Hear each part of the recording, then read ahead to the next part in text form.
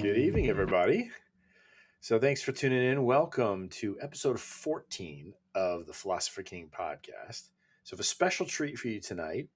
I'm going to keep this intro short because this is a little bit longer conversation than typical, and you won't be surprised. It was with Vince, but not just Vince. I had the distinct honor and pleasure of hosting both of them for a conversation, both Vince and his lovely lady, Feline. So enjoy this conversation. It is fantastic. I got so lost in the conversation. Typically, I like to keep these shorter, like an hour to an hour and a hour to hour and a half, 2 hours max with you guys. But this conversation went almost 2.5 hours, and I completely missed. You'll see it kind of ends abruptly with me being like, "Hold on, what's going on?" Because so I live in like a container home bunker thing. And so I can't hear if there's anyone outside. Anyways, I had a lunch appointment that was coming here to the house, and we were going to go have lunch together. And poor thing was completely scared, thought that I had somehow just like died or something because I was unresponsive to my phone, which in the recording towards the end, you can hear the vibration of my phone, which came up through the mic, but it was just the vibration through the table. Anyways, so it was, needless to say, it ends a little abruptly. So I'll just come back on and kind of close it out when the time comes. But enjoy this conversation. It was absolutely lovely to see Vince and Feline interacting with each other, to get to know their relationship a little bit more. And we hear so much like goofy comedy from Vince, and even jokes about his homosexuality. All this, like the alleged homosexuality. Anyways, it's just a really wonderful opportunity to see this couple that's been together for over 10 years, love each other dearly. And it's just beautiful to see the two of them together. So it is my honor, first of all, to remind you to go to phoneboothsubpodcast.substack.com. And of course, my distinct honor to introduce to you Feline and Vince and the conversation. Enjoy. Welcome. Thank you. Thank you. Now.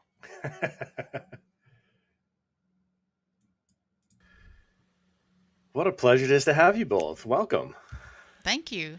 Thank you. Feline, it's a pleasure to finally meet you. I've heard so much of it, as you know, and I've seen clips. You know, you guys had streams in the past, so I've seen clips. Yeah.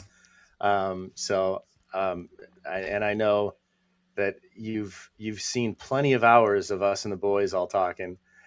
So I have. You probably feel like you know me a lot better than I know you. I do. Actually, it feels like it's not the first time that we speak. It feels like I've, spoken to you a lot of times in a weird way. I love Isn't it. that weird? Yeah, it is. It is. Yeah. That's a weird fucking thing. You get a really soothing, nice voice, actually. Oh, thank you. That's kind. Yes, you do. Well, it's interesting too in our digital world how we more so now than perhaps ever in the past. I mean, any alleged resets aside, because of the technology, we're able to create friendships and bonds and know people from the other side of the world. It's really cool. And it's funny because what she mentioned, she's never talked to you, I don't think. But maybe not. Right? Well, where's the divorce papers? Let them get them ready. No, but what I mean is, you mentioned like it feels like I already know you, Jonah. It's because but that is a new phenomenon that viewers like we have when they're watching our streams and shit like that. I would guess that they feel like they know us, even though we don't know them, but they see us so much to the extent that they feel like, okay, I know these guys, in a way. How cool is it going to be if and when one day, I mean, obviously the phone booth boys will all meet at some point, but if we were to have like a meetup or some kind of a gathering where a lot of our regulars, like who've been following us for years, all get together, that'd be really cool. That I would be love so that cool. shit. Yeah. Right? Yeah. And if we could book, like, how we talked about making in studio content or whatever, podcast in real life. Let's say we're all in a fucking big ass room that we book for a show. Yeah. And then we can just book the the die-hard fans to come in as the audience, and then we could have Q&As with them. That would be so cool. Right? That'd be cool. I mean, we could all come to you guys in Colorado. Oh, yeah, we're in Colorado, Feline. That's nice. You didn't know that, right? No. I think I've heard of it, though. Yeah. We're in Colorado. So, I wish. all right. So speaking of knowing people, obviously there's hundreds and if not thousands of hours of Vince out there. Yeah. Either with the Phone Booth Boys or with his AI friends. Who could that be? Yeah. Don't be jealous, Feline. Don't be jealous. But so just a little bit for folks who maybe don't know you guys as a couple very well yet. How long you guys been married now? Did you say 10 years earlier? I think it's not. No, it's 9 years. We're approaching 10. Yeah, approaching 10. Soon. Awesome. It was 2016 in August, I believe 20th. Yes. August Good 20th. boy. Good boy. That's right. Don't you ever call me that again. You know what's so funny is like my little hack, because obviously like it means a lot to the ladies when you remember a date that's important, you know? Right. So like from the very first time, I've done this with all the girls I've dated over the last couple of years.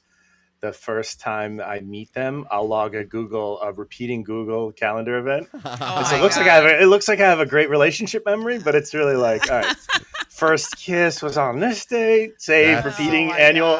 That's actually smart. I haven't thought about that one. And you will or forget. in casual conversation, she's like, "Oh yeah, my dad's birthday is May 12th or whatever." I'm like, "May 12th." You know, oh, repeating. You're so caring. You remembered my dad's birthday, Jonah. Yeah. Oh, Hey, you must be the one. Do you have anything planned for your dad's birthday next week? You know, that kind of a thing.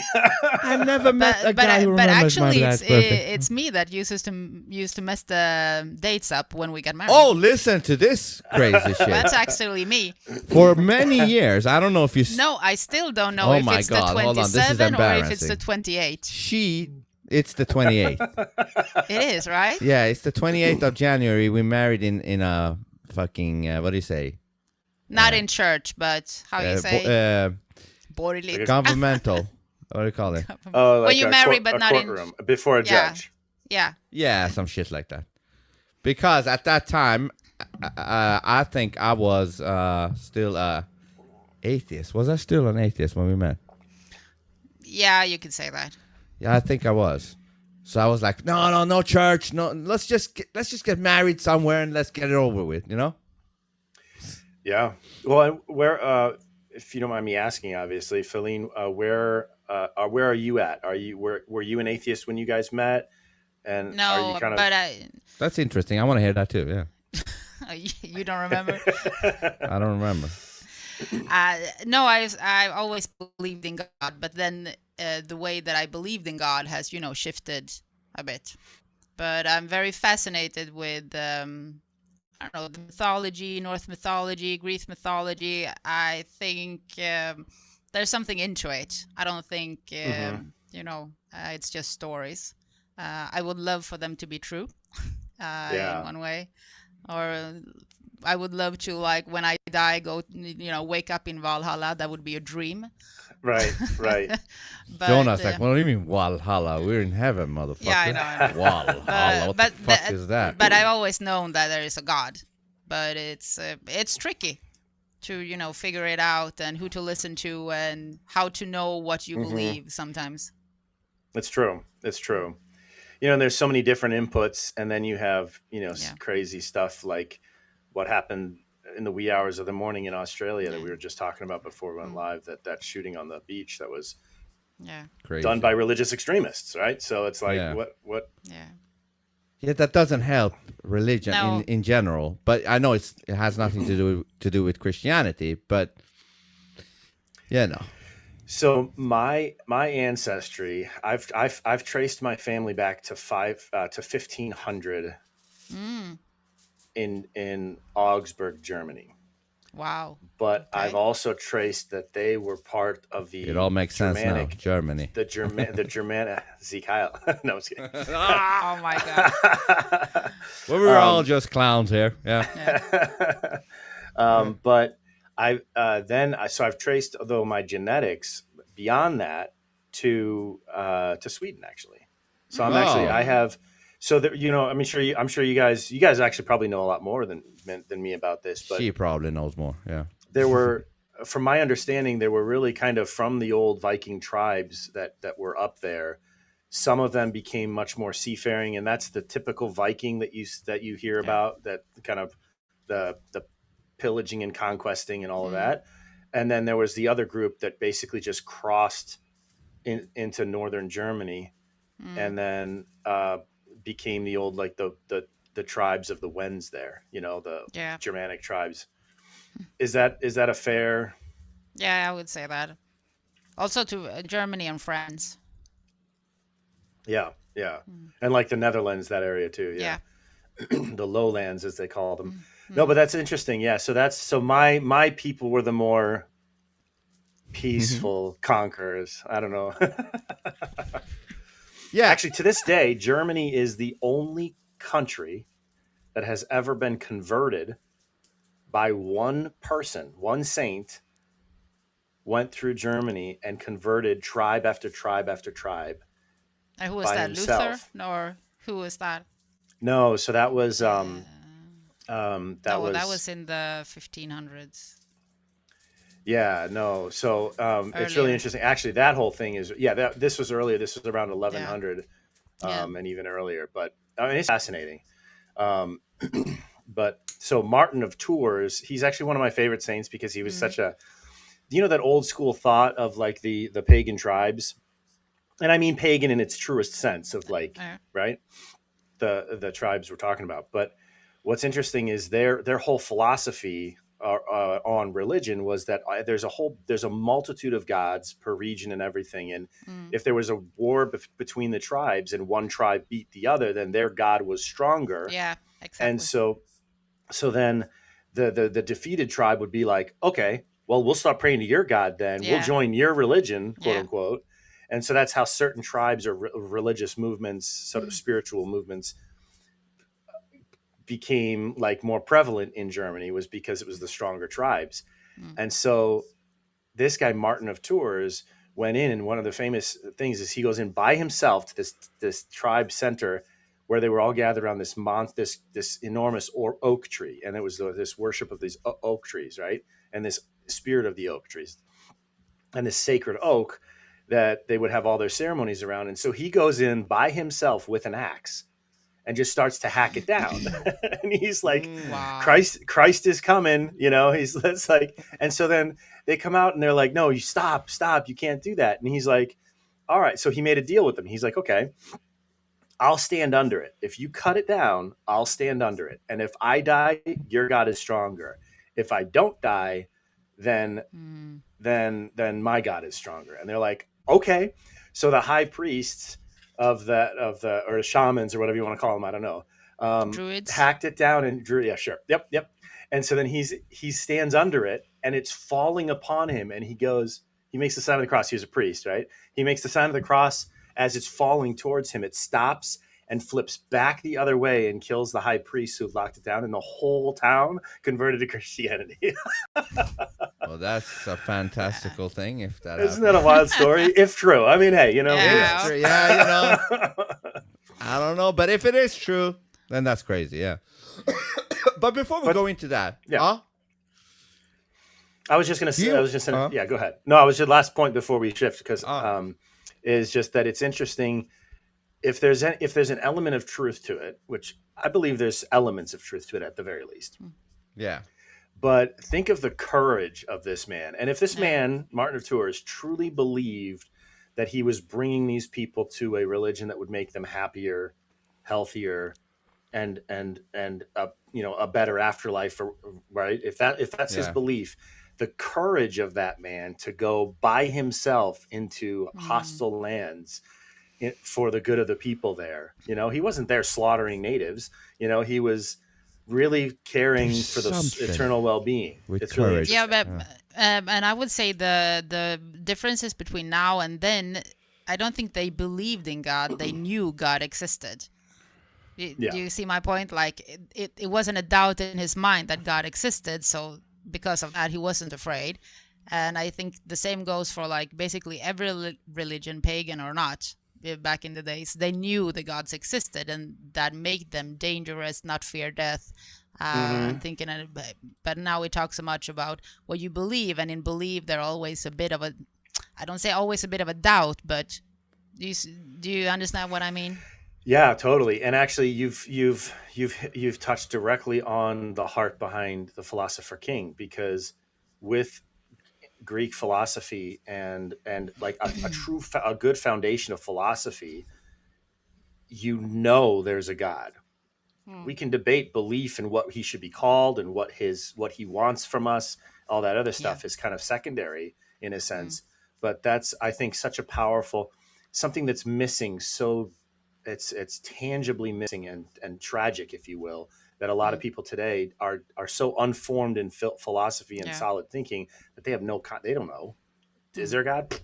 Yeah, Yeah, that's a especially in good this point. new world. They don't know and they don't care, and I think that is quite scary. And I think that is a lot of why people get sick, both mentally and physically, and detached. Even I think stupidity comes with not having a belief, also laziness, not having a purpose, Drifting. yeah, Yeah, the drifting. Yeah, yeah, it's true. And like that's where there's so much depression, suicide, violence, all that other yeah, stuff, because people don't absolutely. have an anchor. And do you guys think like knowing or believing in God reduces fear in a person? Absolutely, 100%. At least for me, I would say.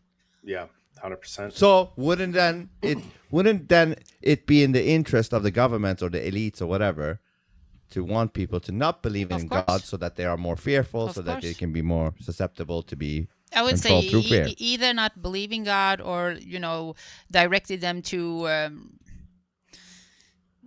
religious settlements that can control them. What we say, like, because you can control people easily with religion, absolutely.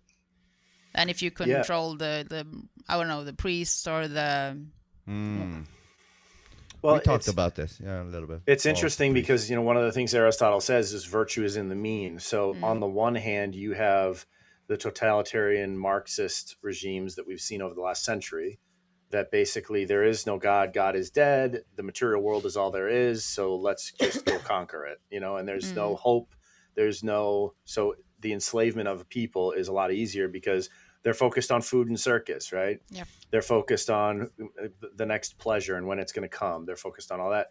And then you have on the other side, the other extreme, where you have like the Islamic extremists, where they would literally self-destroy, self-delete, so to speak, in order to further their religious But campaign. even then, Jonah, through their perspective, they're like, I'm doing this for God. I have no fear. I'll self-delete for God.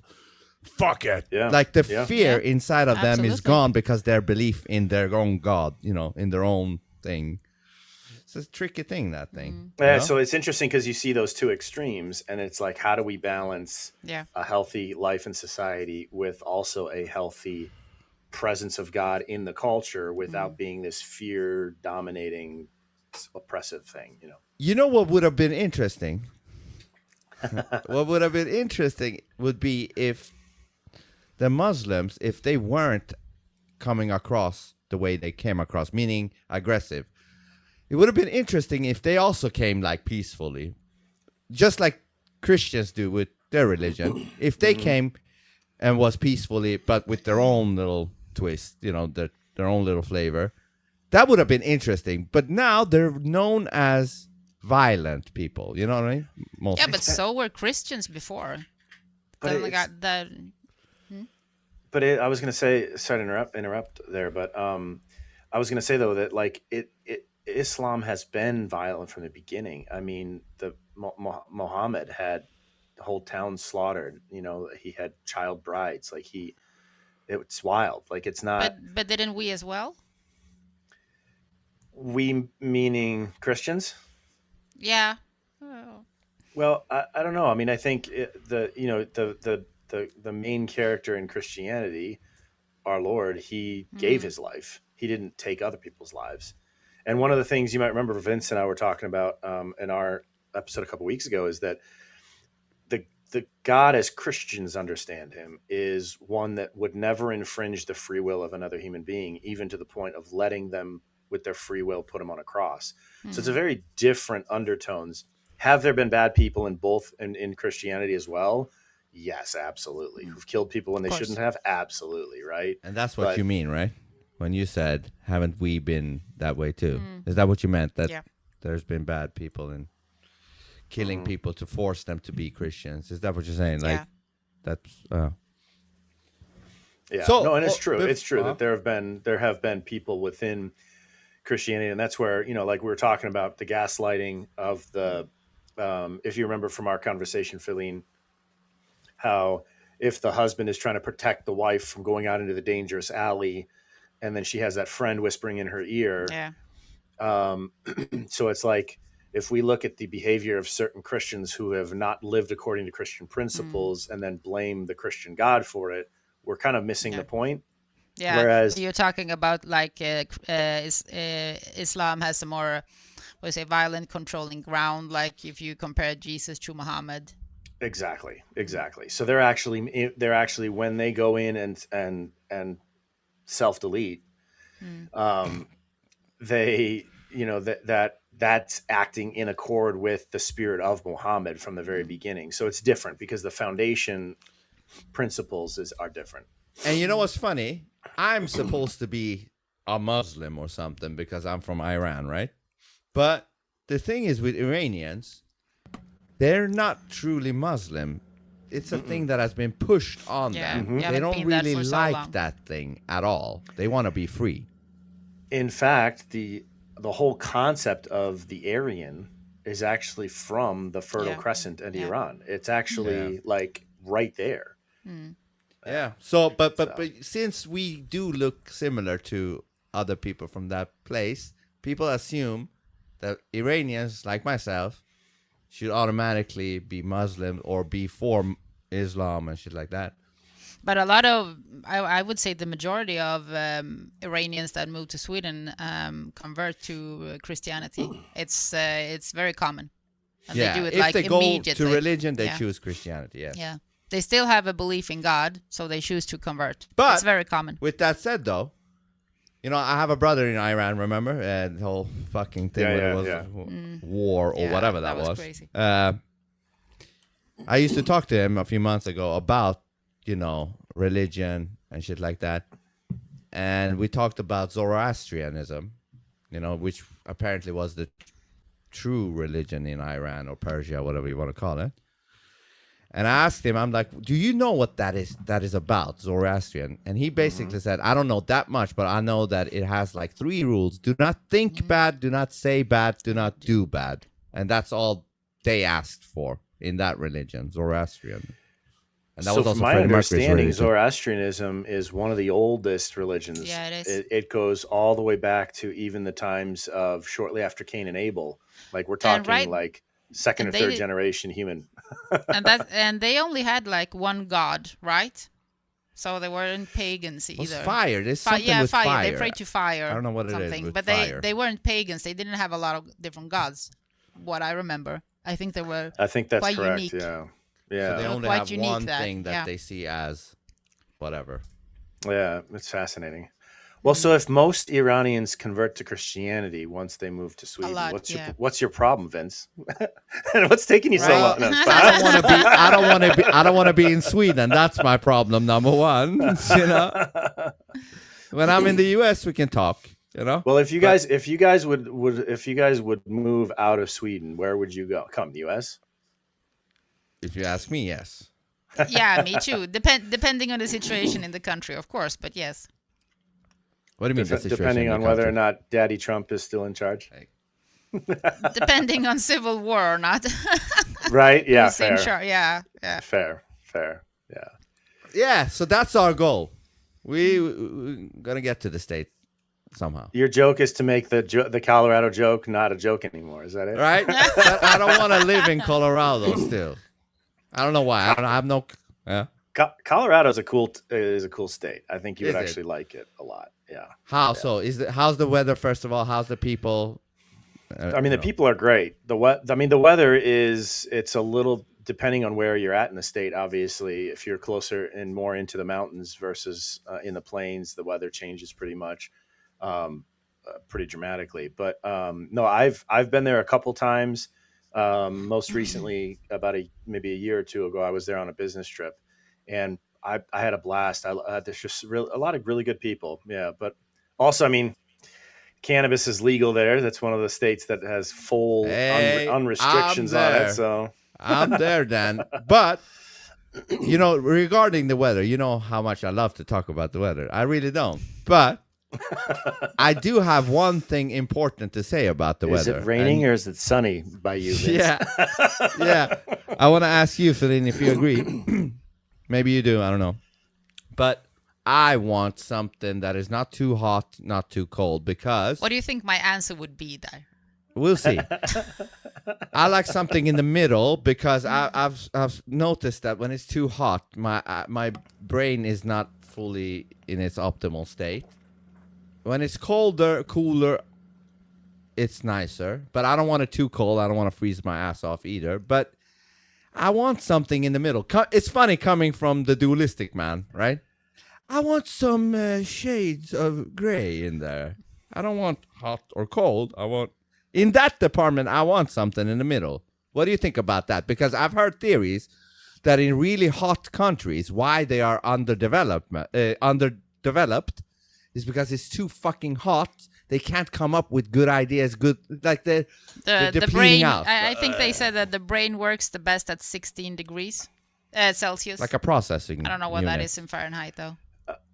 I think that's like about 50, 60 degrees, 55, 60 degrees, somewhere around there. Okay. Because I think the conversion is double plus 20. So 16 You want me to check it would out? be 32, so 52 degrees, more or less. Celsius to Fahrenheit. Okay, that so makes zero Celsius is 32 Fahrenheit. Mm-hmm.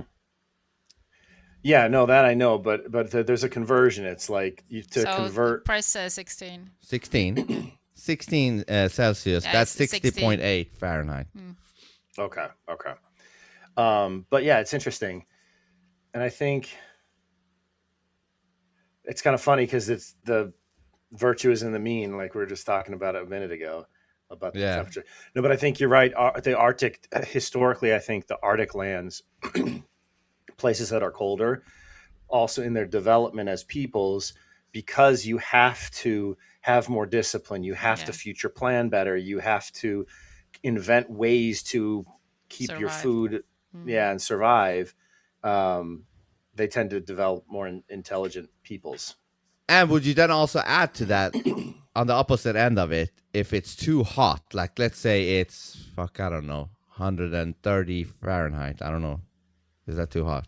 130 Fahrenheit. That's 130 there's only a few places on Earth that get that hot, but in the hundreds, let's say 100, 110. Yeah. Would you also say that also makes it hard for people to fucking better their fucking absolutely energy levels are lower because your body is just exactly, you're overheating and shit, just like a processor in a computer. You know? Yeah, and I think that's why also the stereotype is that in the South, they're like people are more in southern USA. Yeah. Like you have the southern drawl. It's a slower pace of life. You ain't from around here, boy. Yeah, might be like less. There's like the stereotype of being less intelligent, Whereas that Chicago, New York, up in that area, like it's speed, quickness. Everybody's high speed and everything. It's interesting. That's interesting. We both said interesting. So what is our count? 2-2. I think you said interesting once before, and I did too. At least, yeah. So we got 2 interesting each. That's good. But can we go back to how we met? Why I want before we go into all these deep stuff, because I think there is a interesting thing there. Now I see why it's happening. I'm rubbing off on you. Yeah, I see why it's happening. Well, it's an interesting thing. The way we met was, I don't want to say the word, but interesting. Yet I still did. So I want to hear how was it? You want to hear me tell the I don't know if I've story? even asked you. How was it from your end when we met and all that shit? Before we met, when we met, blah, blah, blah. Well, we met on the internet in a dating site, free.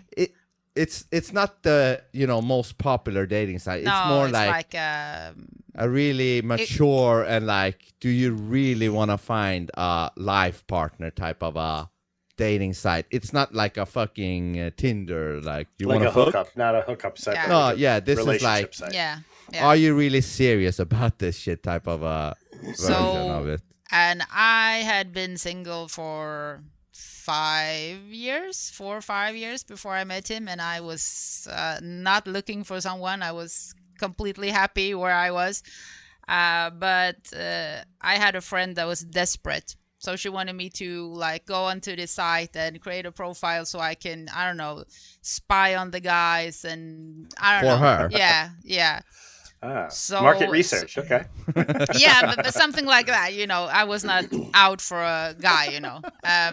And so I also posted a picture of me, no makeup, in my pajamas, and I wrote totally honest because I was like, fuck it, I'm not gonna meet anyone, so I just fuck it. So I was like a heavy smoker, don't watch TV, completely raw about who I was. And I also think I had a quote. From Einstein. Reality is an illusion, albeit a persistent one. Yeah. And then he saw me and wrote to me. And we started to talk a lot, like chat a lot. And then we met like a few days later because my mom was living in Spain. So I was going to visit her in Spain. So we met in the middle of a week, in the day. And yeah. Do you want to take over from here, or should I continue? So you guys actually met. You guys actually met physically for the first time in Spain. No. She was going to Spain. So but before she was going, yeah. So it was a bit of a I was hurry. like, meet me. Yeah. Now or never. If you're not meeting me now, I'm like, we're not gonna meet. How many days until you leave? She's like, I'm leaving on Thursday. Let's say. Yeah. I'm like, okay, today is what, Monday? Let's meet tomorrow. Yeah. Or whatever. I was stressing. I don't remember exactly what. But I was like, let's meet tomorrow. And she's like, yeah, but I'm packing. And my dad was coming also. So I was like, I don't know, man. And through my head, I was like, she better do it. Otherwise, fuck it, I'll just move on. Because I was also in the state of mind that, they're all bitches anyways. And I don't think anybody fits me. So if she really is meant for me, she will at least meet me for an hour. And I did. So we met up in not a shopping mall, outdoor shopping mall. I don't know. Yeah. Something. Like yeah, in the city. So I think we hugged. We talked a bit. So I used the word heavy conspiracy theories before I met him. Was you a heavy conspiracy theorist? I was. You were. Yeah. Huh? I'm sorry. Flat Earth. I was reading into that. Really? Yeah. Okay. So, but when you start to talk to someone, you're a bit careful because you're used to people thinking you're crazy. So we were like talking about society. What do you think of it? Cell phones, internet, a bit. But then you said something. You was talking about fluoride, and then I started to feel safe. So I was like, yeah, exactly. It affects the pineal gland, and you're like, you know that, and then we just started to spin off. When you said the pineal gland, and this was like within the first 5, 6, 7 minutes of us meeting. Like we went straight to the point. Like no, not really how are straight. You? Okay, not like casual. that. But we were talking about society. But but we went right into. So anyway, after that, when we started to talk, we went into a store to go buy something to drink and so. And I already decided I was gonna go see David Icke in Estonia. Take the boat over from Sweden. I was going alone because I had nobody else. So I was like, fuck it, I'm going to ask him because he's a fun guy, he's a cool guy, it doesn't have to be anything between us, but we could go as friends. So I asked him, hey, I'm going to David Icke in November, you want to come?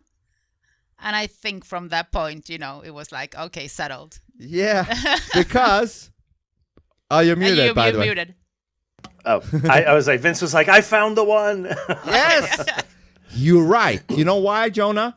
In all my other relationships, whatever, the woman always was the one who copied me. Here, there was no room for that. She didn't know I knew about David Icke. So when she brought up that she was going to David Icke in a month from now, I was like, get the fuck out of here. And I used to be really into David Icke at that time. Yeah, Not too. anymore, but at that time. Go. So were you already into the biblical cosmology? That's what I call it, but the flat Earth, the ancient cosmology, more at that point, Vince as well, or no, he was not. no? Well, okay. I have heard at that time. I've heard of flat Earth, but I was not too. I haven't heard Still too not much sure. of it. Yeah, I was like, And I had I think just before you, a couple of months before I met you, I think I just saw the documentary, There's No Trees on Flat Earth. Have you seen that one? Mm-mm. It's a very slow, relaxing documentary. Very, calm music in the background and so, but it was very nice. And I was like totally trapped in it. Yeah. That's So let me cool. just say, I was used to women copying me. So when she said that was like a switch that happened. I'm like, all right, this could be something. So then yeah, you know I'm gonna that go with that you. Yeah. yeah, and then you knew that coming from her was authentic. It wasn't Yeah. trying to match your energy Yes. in any way.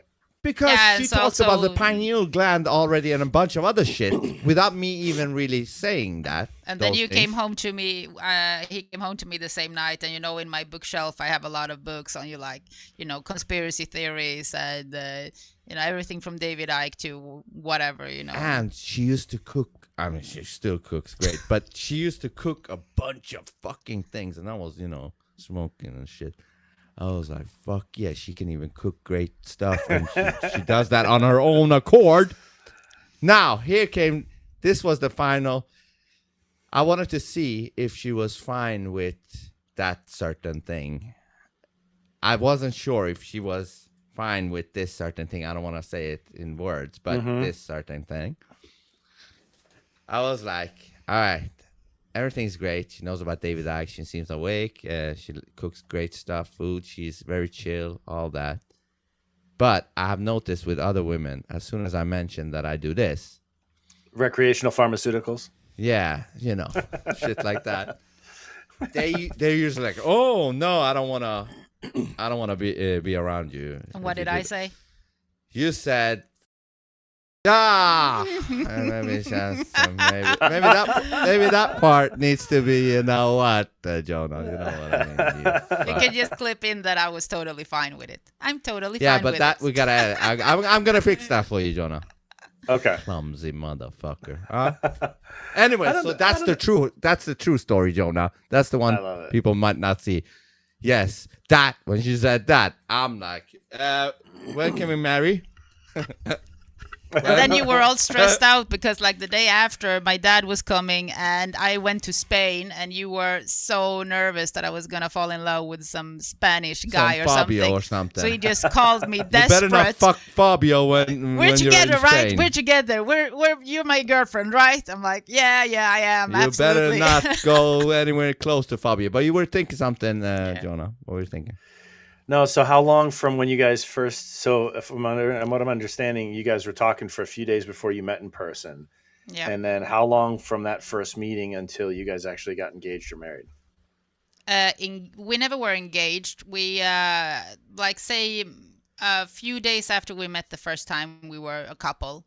I was still in Spain, but he was very nervous, so we were a couple. He picked me up in the airport, and that was in August, and we married in January the year after. So like Wow. 6 months, less than 6 months? 5 months. 5 months. Yeah. So we met in August, married by January. Yeah, and I think you moved into with me like, here's just a cute thing. Just because I'm a woman, I had a cat then, and she hated guys. I bought her. She's like from a cat shelter, grumpy and mean cat to all guys. She hated all guys, and she really did.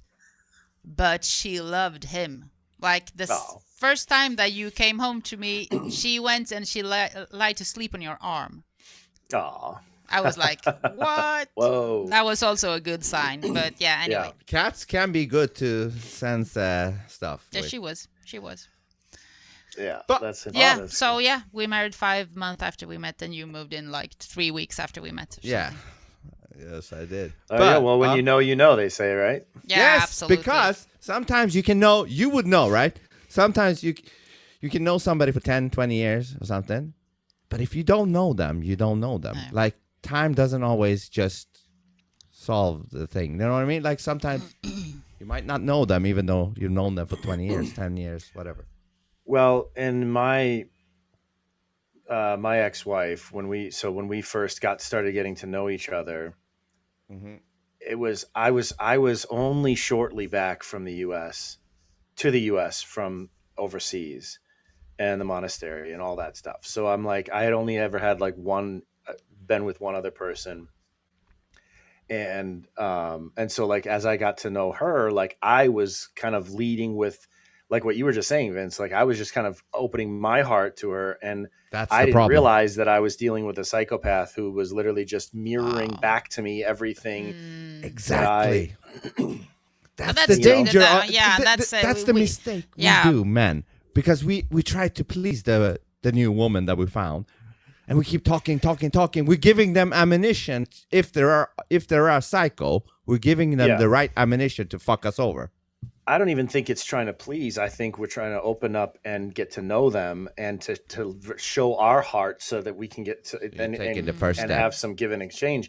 And if the person in front of us isn't sincerely also doing the same, Yeah. they're trying to maneuver for financial stability or protection Yeah. or whatever, and their goals or motivations is something other than true companionship. Sometimes it could be as simple as they just want to be liked. Yeah, The woman. fair. Yeah, it doesn't have Or to the be more. man. No, the woman. Mhm. You just want to be, appreciated and liked. Yeah, so it's Unfortunately. crazy. It was crazy. Well, what was crazy in my case, and we don't have to talk about it, but No, go. Yeah. everything from flat Earth to questioning the true history of World War II and the most controversial Austrian painter, Mustache Yeah. man. Yeah. all of that. Like I was just asking sincere questions then, and all of that, even like the I can't say the name of the high school that everybody thinks of or the name of the school, the Hook School, right? Like that question that I was asking about, and some other related topics. Those each and every point down to a T, each and every conversation we had for the 2 years we knew each other was all used in the court of law to try to take my daughter away. Every Wow. last thing. So she was like And- saying you're insane or something? Correct. Wow. A psychologically, emotionally unstable my conspiracy God. theorist, all this. The most dangerous thing when That's so evil also. when your wife, who you think is like your tightest person, turns into your worst enemy. She got everything on you. Whatever. That's super dangerous. And then kind of also to tie this back to what we were talking about before about God, like because of that experience, I lost everything and I had to I had only one person to rely on, God. And like, I know he was there for me in a way that was so powerful and impactful and important for me personally in that experience that I had. So like philosophy aside, I know, I don't believe there's a God. I know because that was my experience. And he didn't let me down. I mean, I'm still kind of a goofball. Well, see, this is the thing. You should be allowed to be goofbally and still be in good terms with God. Because I hate it when you go full God and you become this boring motherfucker. Like there's this comedian from the UK, Alistair Williams. And take this however you want, Jonah. I don't know. He used to be a funny fucking guy, man. Yeah, he was a good, funny comedian. Yeah, he was He's super on funny. YouTube, but it's shadow banned and shit like that. But He's on Rumble also. he's on Rumble too. Alistair Williams. He did a great fucking video on Prince Andrew. He broke down Prince Andrew in a comedic way. The interview with BBC when he was sweating bullets and shit, even though he couldn't sweat apparently at some point. It's amazing. But he was sweating bullets on that rewatch in that that. interview. It's Yeah. a fucking hilarious interview. Anyways, so this Alistair Williams guy, funny as hell. Now he's a Christian, and he does every Sunday. He was a Christian then also. Yeah, but now he's become like super Christian. He's doing every Sunday. He's doing a Bible reading stream, which is fine, all that. But it feels like his what do you say? Fire of humor has died down because he has to be this. He has to talk in the. But I also think that has to do with that when you get too. I think he's also too negative to the world. Like his only solution is maybe to preach for God or believe in God. I believe it's very important to realize and believe in God, but I think he's given up. Yeah, because I think that's what happened. It's interesting you say that. Interesting. 4-2. He used to believe in Q and Trump. He was like Q Trump. But after a while, he didn't see the fruition of it. He's like, this is all bullshit. Q is bullshit. Trump is bullshit. This is Satan's world. The only place is Jesus and the other world or whatever, heaven that comes after this place. So you're right. So he's probably lost all hope. I think so. In anything here and put it all in. It's like what we were talking about last night about getting blackpilled, Like you can't. It's dangerous. You can't let that happen. Yeah. It's very easily happened. But I want to go back quickly a little bit to when we met. I want to add this thing, how important it is. I've said this many times before, but what me and Feline did in our own ways, we both were in a state where we have given up on finding somebody that truly fits us. Both of us have done that. So we've also kind of given up on trying to find that. And that is and I was completely happy with that. Yeah, also. me too. I was happy with that too. I was like content. I'm like, I will never find somebody that will be able to deal with whatever the fuck I am. I was coming to terms. And also, add to that also when you are like you are a conspiracy theorist, and especially here in Sweden, you don't have people to talk to. Well, there's a few, but you don't know where to find them and stuff like that. So I was like, I'm gonna be alone for the rest of my life, and I'm totally fine with it because I have the truth or whatever. And for me, it was like. All I find is dumb bitches that I fuck. Yeah, I enjoy fucking them, but I came to a point where it felt like this is just a waste of energy and time. Empty. What am I doing? Yeah, like, then what? So, but why I'm saying this is because I actually needed to come to that point in order to be eligible to find her and vice versa with her. She would need to come to that point as well in her own way. And she did. I also think it has to do with that when you're not fear to be alone, you're not gonna be scared to be hurt either, or left or whatever, or just take something to just fill your void, like be with somebody. You don't need that. So then you're gonna be completely honest with whoever you meet, which we were both. We didn't fake, or I didn't pretend to be, especially women try to pretend to be someone that the man would like, but I had no, intent to do that because I was perfectly happy being alone. Yeah. If that was the whatever. But my point is this. So this is the funny thing is that I don't know if we talked about it, but when you don't want something, that is when it becomes allowed to come to you. Like, when you don't chase it desperately, when you just let it go, not with the flow, it will come to you. But when you try too hard to get it, it won't come. And I tried too hard throughout all my years to get something like this.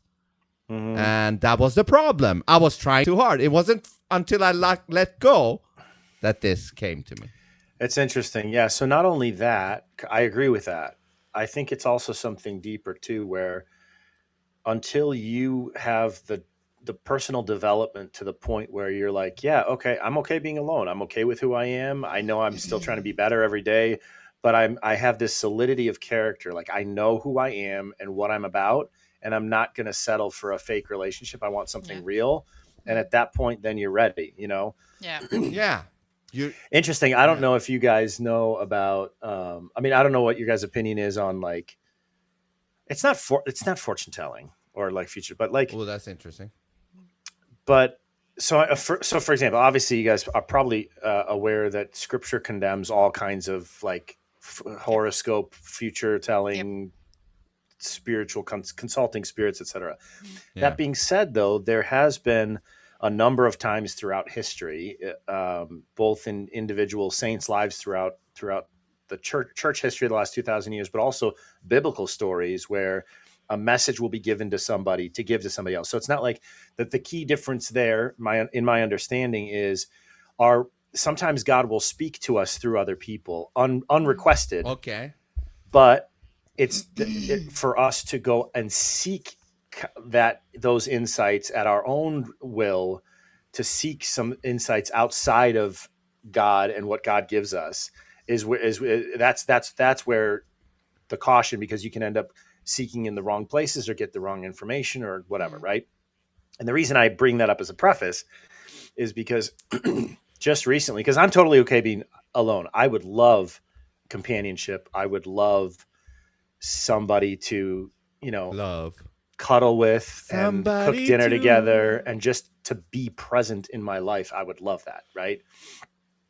But I'm not there right now. But a friend of mine who's she's could be my aunt, age-wise, but she's just a really good friend, and she gets sometimes some of these little spiritual insights.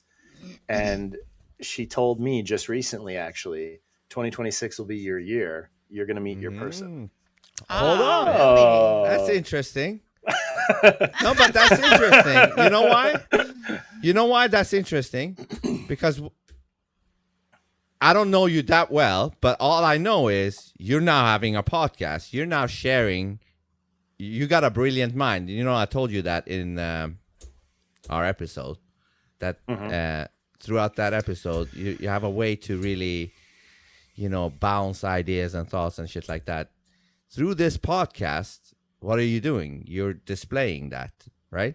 So if you're displaying that and you're genuine with it, somebody's gonna see that and say, I want that fucking guy. No, seriously. Like, well, it's interesting what she also said is God is bringing her to you. Don't go looking. Just be patient. Yeah. Exactly. So here I am, everybody. Listen. No, I was kidding.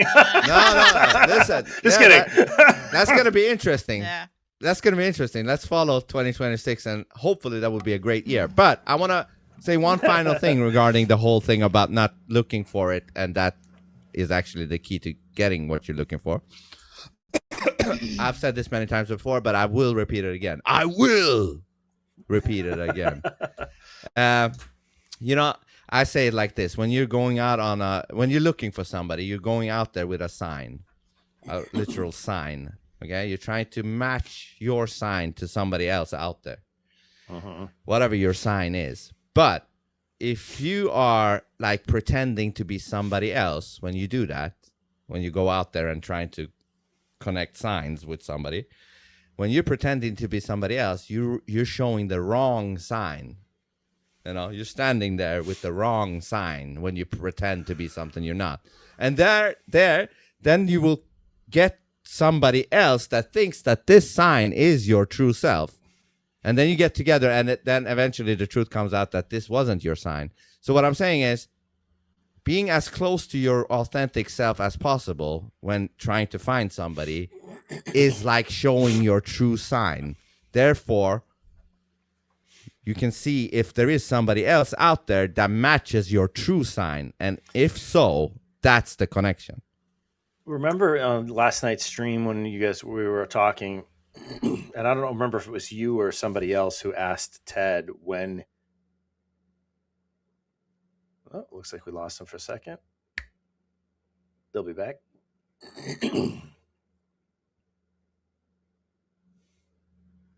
For a second. There you are. Yeah. It was EV Max, I think. It said reconnecting. Sometimes it's been happening through EV Max, but never mind. You were saying that was 51 minutes just for editing. Yeah, I will edit this. I will edit. I will. So you were saying in the last stream, Somebody said something. So last night in the live stream, somebody asked Ted, when was it that you became confident and started not caring what people That was think? me. That was me. Yeah. For me, it happened again. Yep. The fuck? I guess in Colorado, the internet is. Why are you blaming me? Winter storms. Maybe it's on your end, or maybe it's Evie Max. Who knows? Anyways, because so Ted was saying. So for me, that moment for me was I was visiting home while in the monastery. So I was sharing my vocation, my story, how I felt called to enter the monastery, what it was like living in a silent monastery. So I had been there for 2 years, hadn't talked to anyone that I grew up with or any of my friends or anything in 2 years. I went back. Yeah. Can I just ask, is that a story that you have shared or would like to share? Yeah. Your experience in the monastery. That would be so interesting to hear about. Yeah, maybe absolutely. It's something you're not talking about. I don't know. But first, finish your thought with that. I just wanted to know. Yeah, no, I'll definitely share. So I was like just on fire. I was so excited to share with people my experience and how beautiful of an experience. Because when people hear that you're in a monastery or you have a vow of silence or something like that, people are like can't even wrap their heads around it. First of all, oftentimes, but especially like growing up, all the people I went to high school age with, I was homeschooled, but it's another story. But in that period of my life, all of my friends at the parish and everything, I had friends tell me, because I've always been like life of the party, jokester, like connecting with everybody, making sure everybody was happy, like felt included in the group, and like kind of very very much like a big brother type of a role in our friend group. And they would tease me when they were like, "Wait, you're going to go to the monastery and you're going to be wait, what?" They're like, "You won't last 2 months." And others were like, "Nah, you won't last 2 weeks, bro." They're like, "We'll see you. So we'll see you by Christmas." Like that kind of thing. You'll be back soon, right? 6 years later, I ended up leaving, but for other reasons. But anyways, so I was so excited to share my experience the first 2 years where I was completely closed off from everybody. Mm-hmm. And so I gave this talk, a vocation talk, to the youth group at the parish that was local, like my local church community. And there was probably 100, 150 people maybe there that evening. And probably about 95, 98% of the people absolutely loved it. And then 2 of my closer friends, I won't include the detail that they're ladies who there may have been some interest back in the day before I entered. I'll leave that detail out. Okay. But they took offense at what I was saying and got upset with me. What I was saying was about how, because it's a more of a radical life, so it's called a higher vocation, because you're leaving aside very tangibly the things of the world, even human companionship and marriage, and devoting yourself exclusively to the things of God. That's right. Nuts. So it's much more challenging from certain aspects. And so I was sharing the joys that come with choosing the spiritual realities first and foregoing the physical ones, and how enriching that is. And it's not as intimidating or as difficult as you would think from the outside looking in, but it's extremely rewarding in ways you couldn't anticipate. Anyways, walking away that night and hearing the intense offense and anger that came from a couple people, I was blown away. And in that moment, I realized, because I knew that it was such a pure, open, non-judgmental sharing of the joy that had been the last 2 years of my life, and the fulfillment that I had from it. And to see that that kind of offense taken when none was meant at all, was, to me, that was the moment when I'm like, it doesn't matter what your intentions are or what message you're delivering. There's always going to be some people who hate it and take offense to it and attack you for it. Yeah, but you hurt their ego there, because they probably wish that they could give you that joy. So funny story. I actually had, this is not this is a different person. This the one girl, the girlfriend I had before I entered the monastery. As we started talking about getting married, and building a family, I started feeling more and more in my heart this pull to the monastery. And so I was just open with her one day, and I was like, I just want to let you know this is what's happening in my heart. Hold on, you're roboting out. You're roboting out for some reason. And froze. Now you're back. No. Okay. You're still frozen. You're still frozen. Motherfucking thing. What's going on today, right? Colorado. Yeah. It's the snowstorm in Colorado. You know what we could do? We could, since I'm going to edit this shit anyways, we can just stop the recordings, both of us refresh our shit, like the page. Mm-hmm. Do you hear me? Yep, I can hear you. Yeah, you're frozen and robotic. Monastery. He was gonna tell a story. Yeah. Yeah. So, I was talking about this gal that I was dating before I entered the monastery, and I was just very open with her. Like, the more we talk about building a family, we both wanted the same thing. At the time, that's what we thought. That's what I thought, and we wanted. So we were talking about as we got. Like, I was very close to her whole family, everything. And as we got closer and talking more and more about eventually getting engaged and getting married and raising a big Catholic family and all of that,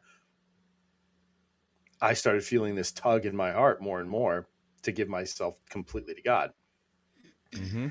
And I was like, look, I have to figure this out. Like, I can't enter into this relationship with you with this question unresolved. Mm-hmm. It's not fair to you. And it's not honest before God. Like, I got to figure this out. And she was like, well, if you do that, then you can forget. If you break up with me to figure that out and discern that, then you can forget about ever coming back. And I was like, that's an ultimatum. So right there, thank you for answering the question. That makes it really easy. Bye. Because you should want me to have clarity so I can come back to you if this is meant to be, so that's I can come back to you 100% in, So that worked in your favor in a way. Well, so then I started this whole, my whole discernment process. Imagine this. Okay. I'm kind of an oddball. I mean, in the sense, because the way that I did it, I was in the middle of, I had 21 credit hours. I had like full-time university. I was on the fast track for math and physics major. Like, I was really living intensely, and it was the first semester of the year. Then it was January, February, and I walked into the university, canceled all of my classes, quit my job, and went and broke up with her same week. And I went, and then I booked an 8-day silent retreat, because I'm like, look, I've spent the last couple of years just running like crazy, couple jobs all the time. My girlfriend lives an hour away, so I'm always driving to go see her. And then all this university courses and everything. And I was like, it's been a long time since I've taken a step back to just ground and center myself. So I started with an 8-day retreat, a silent retreat in this retreat center. And that changed my life, those 8 days. But I found God personally in a different way that trip. Anyways, the funny story, the reason I brought this up is not to say that. But then, so I entered, and she started sending me perfumed handwritten letters every month. And the first time it came, it was my superior called me into his office, and he's like, and now you're in the monastery, right? I'm in the monastery. Yeah. Mm-hmm. And she's like, and my superior, he was like, okay, we can talk about it. I haven't read it, but I want to show you this letter. And he pulled out this plastic Ziploc bag, because he's like, otherwise it would have smelled up my entire office. And he's like, so do what you need to with this. Pray about it. You need to be where you need to be. So pray about it. He's like, I didn't open it, but I can smell. I know exactly what this is by the smell. So he handed it to me. I read it. Every month, another handwritten letter. How did you feel when they just kept coming, or did you reply to them? I didn't reply, because I had already clarified for her what I was doing there. I was focusing on that prayer and trying to understand where I was supposed to be. But at the end of the at the end of the 2 years, you make solemn vow. I mean, you make the first three vows. So you're living the life for the first 2 years, trying to understand if it is a good fit for you. And then you make a 3-year vow and then renew every year after that until you make solemn forever, like marriage vows, right? Which I never made. I made the first vows and then I renewed for 1 year. But the first vows are 3 years. And that's the first time that your family is invited to monastery and and they can be there for the ceremony and whatever else. Well, she shows up. So I walk out to make my vows. I process in. So, I'm in the habit. And this is after 2 years now, right? Yes.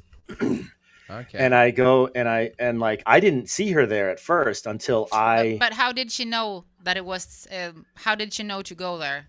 What time? Our families were all very close. Ah, okay. Yeah. So she came with my family essentially. But so she dolled herself up and planted herself right in the front row. Uh-oh. And so like when I came out of my seat to go kneel and your dick is hard for 2 years, right? Or is it? So I go out and I kneel down before, and I like the whole ceremony, like you walk out and then you go like to the center of the sanctuary, you kneel down and you make your solemn vows and sign this contract basically for 3 years, right? This commitment. And like I had the way that I had to walk out, I was like walking kind of sort of towards her. And then I made a left turn to kneel down. So it was just like the climax of drama, because it was just like, it was hilarious. So it was like, but it was not even, at that point, I was so happy in that environment of prayer and silence that it wasn't even a temptation for me. I mean, she's a great person. That's crazy. I wouldn't be with her today if that was an option, just because of a number of things. But I hope she's happy. But anyways, so it's just kind of a funny little story about how. Wow. Yeah. So you did the 3 years. Now we're up at 5 years. You said you were there for 6 years, right? Mm-hmm. So I renewed for 1 year after that, and that was actually really hard. I almost didn't renew. Because even like the night before I entered, when my family drove me down to Southern California to drop me off. I remember my dad pulled me aside and said, "Look, we're super proud that you're making this decision to take this very generous use of your offering of your life to God. Wonderful. We're very proud of you." But then he said, "But don't ever think that we'll be disappointed if you discern or start to feel while you're there that it's no longer where you need to be."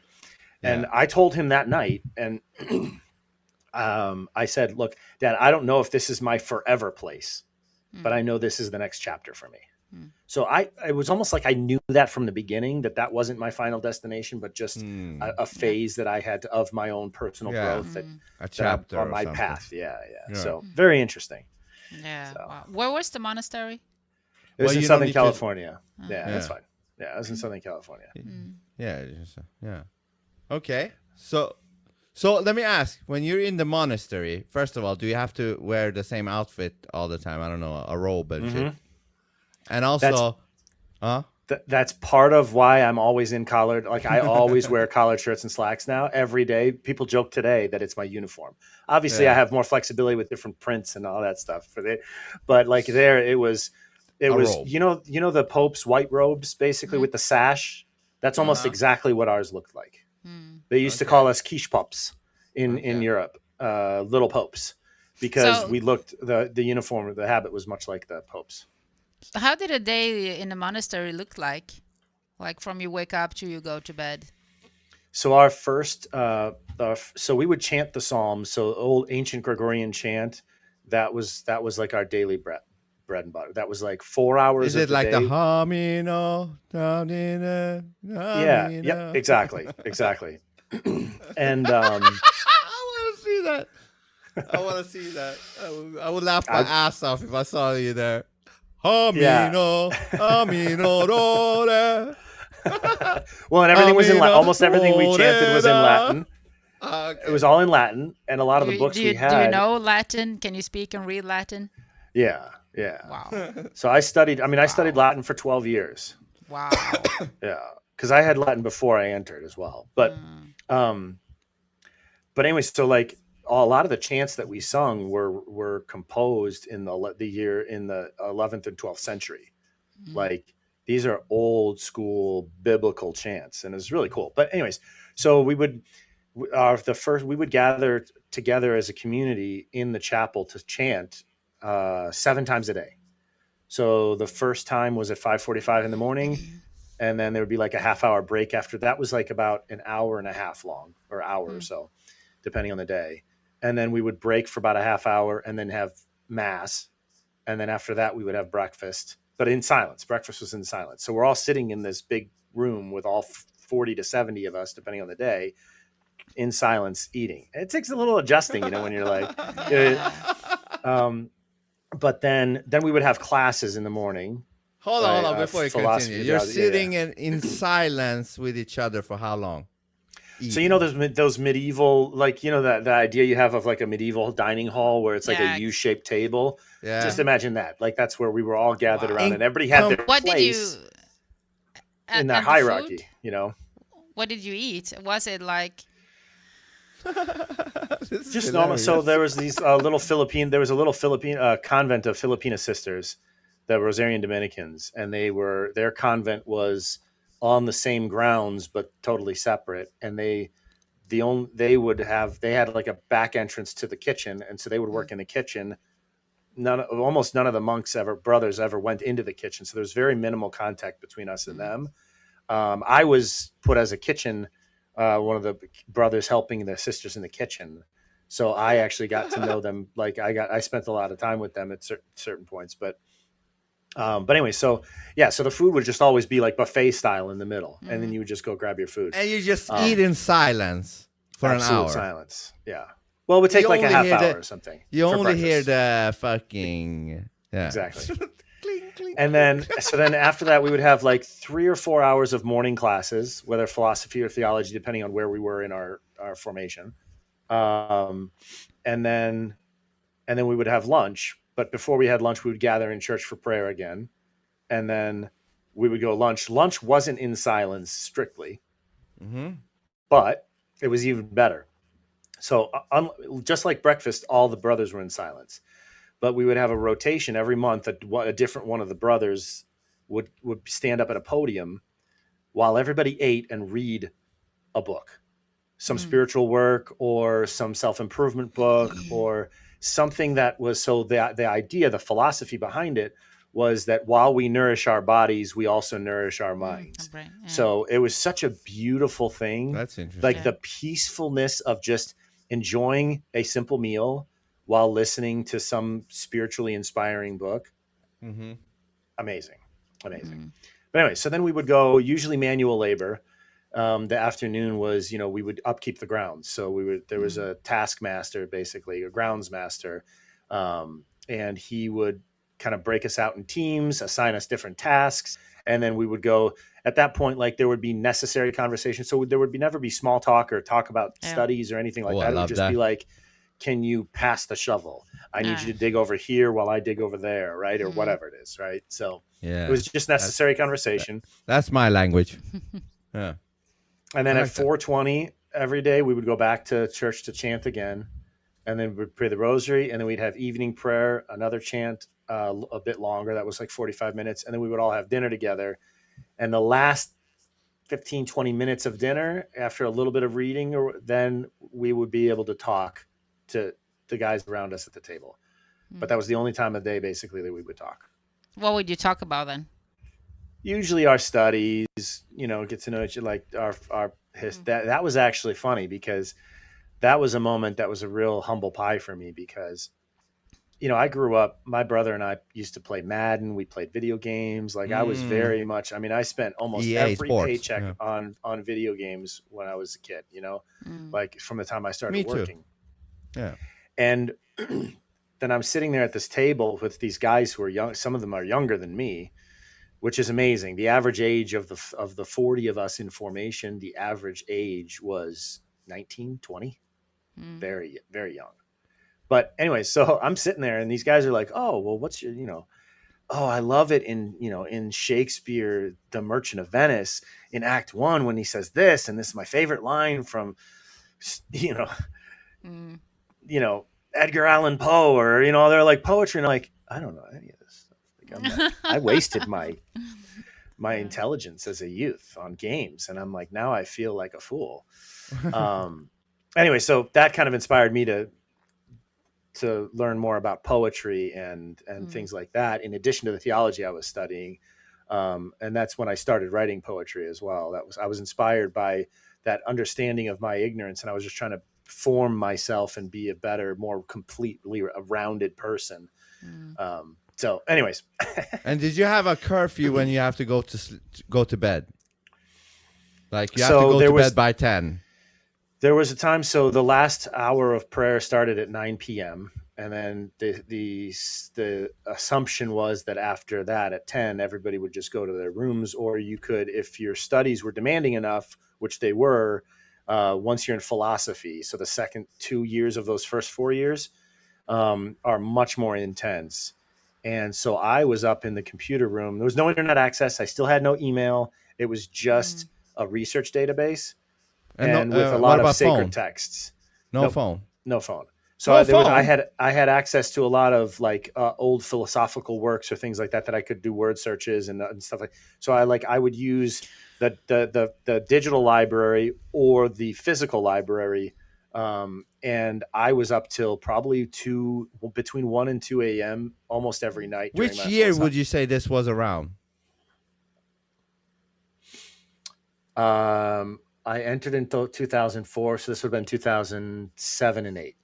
Okay. So you were completely also cut off from like news and events in the world or 100%. Everything. Wow.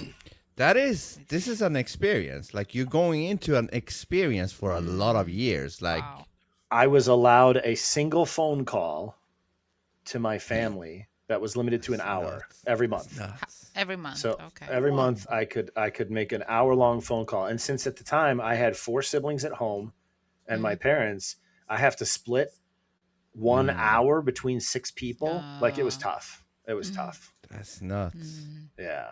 But I mean, again, though, it was so formative because it really, especially in the age when everybody's becoming more and more distracted at the time by social media and digital inputs, and the level of human connection and interaction is becoming more and more shallow gradually over that time period specifically. Yeah. I didn't have any of that. That's interesting. I want to ask you though. Yes, even though that was like 2007, whatever, that was still somewhat grounded in the old world a little bit because the smartphone hadn't come to take its ground yet, right? Because smartphones started to really take over at 2011, 2012. How would you think? How would you think it would be going into the monastery in 2025? Would they still have those same, limitations that they put on you in 2004? They still live like that right now. Yeah, I think monasteries. That's nuts because. Well, the contrast now, let's say I'm Vince in 2025. I decide to go to the monastery. The contrast that what I'm leaving behind in regards to smartphones and social media to just go to this side now is crazy. Yeah, I want to ask you when you left the monastery, how was it to come back to this world with the news and smartphones and internet and social media? How did you feel? So, great question. Very interesting. I found one of the most invasive. I found cell phones very invasive and rude, and like a text message, because when I entered, texting was only like necessary information because you had to hit the same key 2 or 3 times in order to get the right letter. Like Morse code almost. Yeah, like Nokia, those old Nokia, whatever. Yeah. And so it was really only used for like essential communication.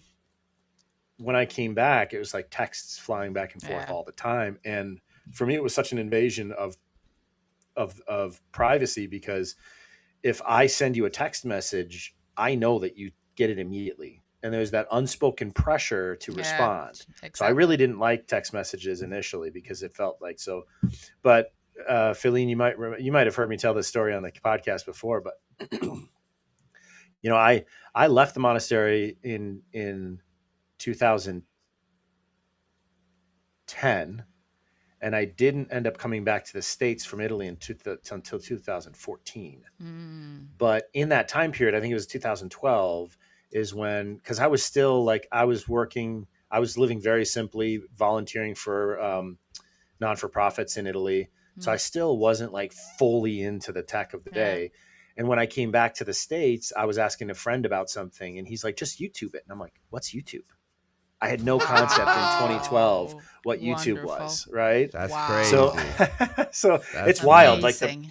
yeah. So, I mean, it's a really interesting. So it was for me a very, and now here I've got a podcast, right? So you see, it's like an interesting, like, right? Wow. progression Yeah. and transformation. And you said interesting 2 times. It's almost even, almost 6-5. I've said it 6 times, you 5. But I think it's, and I now think here it's, you are. That's hilarious as you say that. Like YouTube was almost foreign for you in 2012 ish, and here you are with a fucking podcast.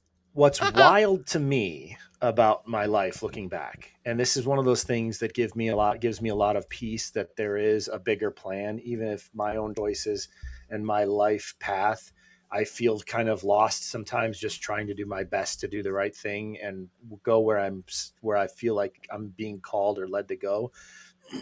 I was born in 84. My whole family became Catholic in 94.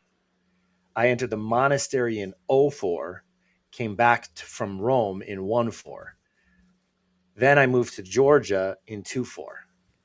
So it's like interesting how there's these huge shifts in my life that have all been in 10-year chapters. Completely I didn't intentionally make it that way. It just happened, which brings me a lot of consolation. Wouldn't you say though that there is something to the 10 years? Like if you just look at decades, like the 80s, the 90s, there seems to be every 10 years there seems to be a weird shift, even from the 2010s to the 2020s. Yeah. Like the COVID thing was like, that shit changed this decade immensely compared to the 2010s. Do you know what I mean? Like, so it seems like every decade or 10 years, something shifts in some way. Do you know what I mean? Yeah. It's weird. Yeah. No. So it brings me consolation, because I'm like, it could feel chaotic or uncertain. We're all uncertain about life and where we're going, right? So like that, looking back, kind of brings me some peace. I'm like, okay, there is a plan. Okay, all right. Yeah, you just have to go with the flow. That's really what it is. Yeah. We have to really get better with that. Go with the flow. Fuck it. Have you, since you left the monastery, have you ever had the thought to go back? Like, fuck it, I'm going back. I have. Yeah. I was actually in San Francisco area. That's where my family lived when I entered the monastery. And so when I came back initially, I was in that area briefly while I was kind of trying to figure out where to go. The reason I left, though, was because I had more of a greater desire to have children, not just be a spiritual father to people, but to actually be a father, a true father, and have a family. And when I returned, I still wasn't sure exactly what to do, but I just knew I wasn't supposed to be in that monastery anymore. And a good friend of mine at the time, was discerning with the diocese. He was thinking of becoming a priest with the local church. Because of the formation in philosophy and theology at that monastery, I was approached by one of the bishops of San Francisco. He gave me a application to their seminary and said, I've heard about your formation, and I've heard from, that you've, and he's like, I'm personally asking you to help me refound the Diocese of San Francisco. I want you to enter and become a priest, and let's do this type of thing, which was very humbling, because like, first of all, who am I? I'm just little Jer or Jonah, right? And no, I say people know. People know what my name is. But gonna happen. No. That doesn't have to be edited. Even in the goofy intervention last night, I called myself Jeremiah. People know that's my name. It's fine. Okay, it's fine. Do what you do. Okay. I'm not worried about it. All right. But anyway, so anyway, so that was very humbling, obviously, for him to approach me like that. But it just didn't feel right. That application sat on my desk at home for months. Every time I sat down to fill it out, something stopped in my heart. So I never looked back. I never went back. But sometimes, yeah, when I see like, well, actually, more than thinking about going back, Feline, I think more often. Sometimes I doubt whether or not I made the right decision leaving. But then I just have to trust that God, that I was. But then you wouldn't have a podcast right now, right? I didn't leave. Yeah. They really wanted me to stay. So why did you leave? The last conversation I had with the abbot, he patted me on the head and said, be a good little boy and come home. Because I had decided in Rome when I was studying there, that's why I ended up staying out there a little longer. I had decided that I wanted to have a family. Like, it was already coming. Like, that last year renewal was really hard for me. Like, yeah, but was it something specific? Like, I'm going to leave now. Like, you just felt like now is the time for me to leave, to like go for the search, being a spiritual father and a father with a family. Was it something that made your decision then, or did it grow? Well, it was about halfway through that last year that I really felt in my heart that I had come to a decision. And I shared with my spiritual director, I'm like, yeah, I'll finish out this 6 months and then I'm out. Like, I really want to have a family. And I also, like, when I was in the theological university over in Rome, I met a handful, it was a co-ed university. I met a handful of young ladies who were, one of them was a religious girl. The other one was just just a normal, there was a couple people there from different countries. Like, so I got to meet and be with people from 70 different nations around the world. And I just felt like there was something in my heart that really resonated. And as I had, regular, fairly often contact with good women. And I was like, it was like, kind of like in the moment of not being sure where, and having that desire already welling up in me to have my own family and have my own person, so to speak.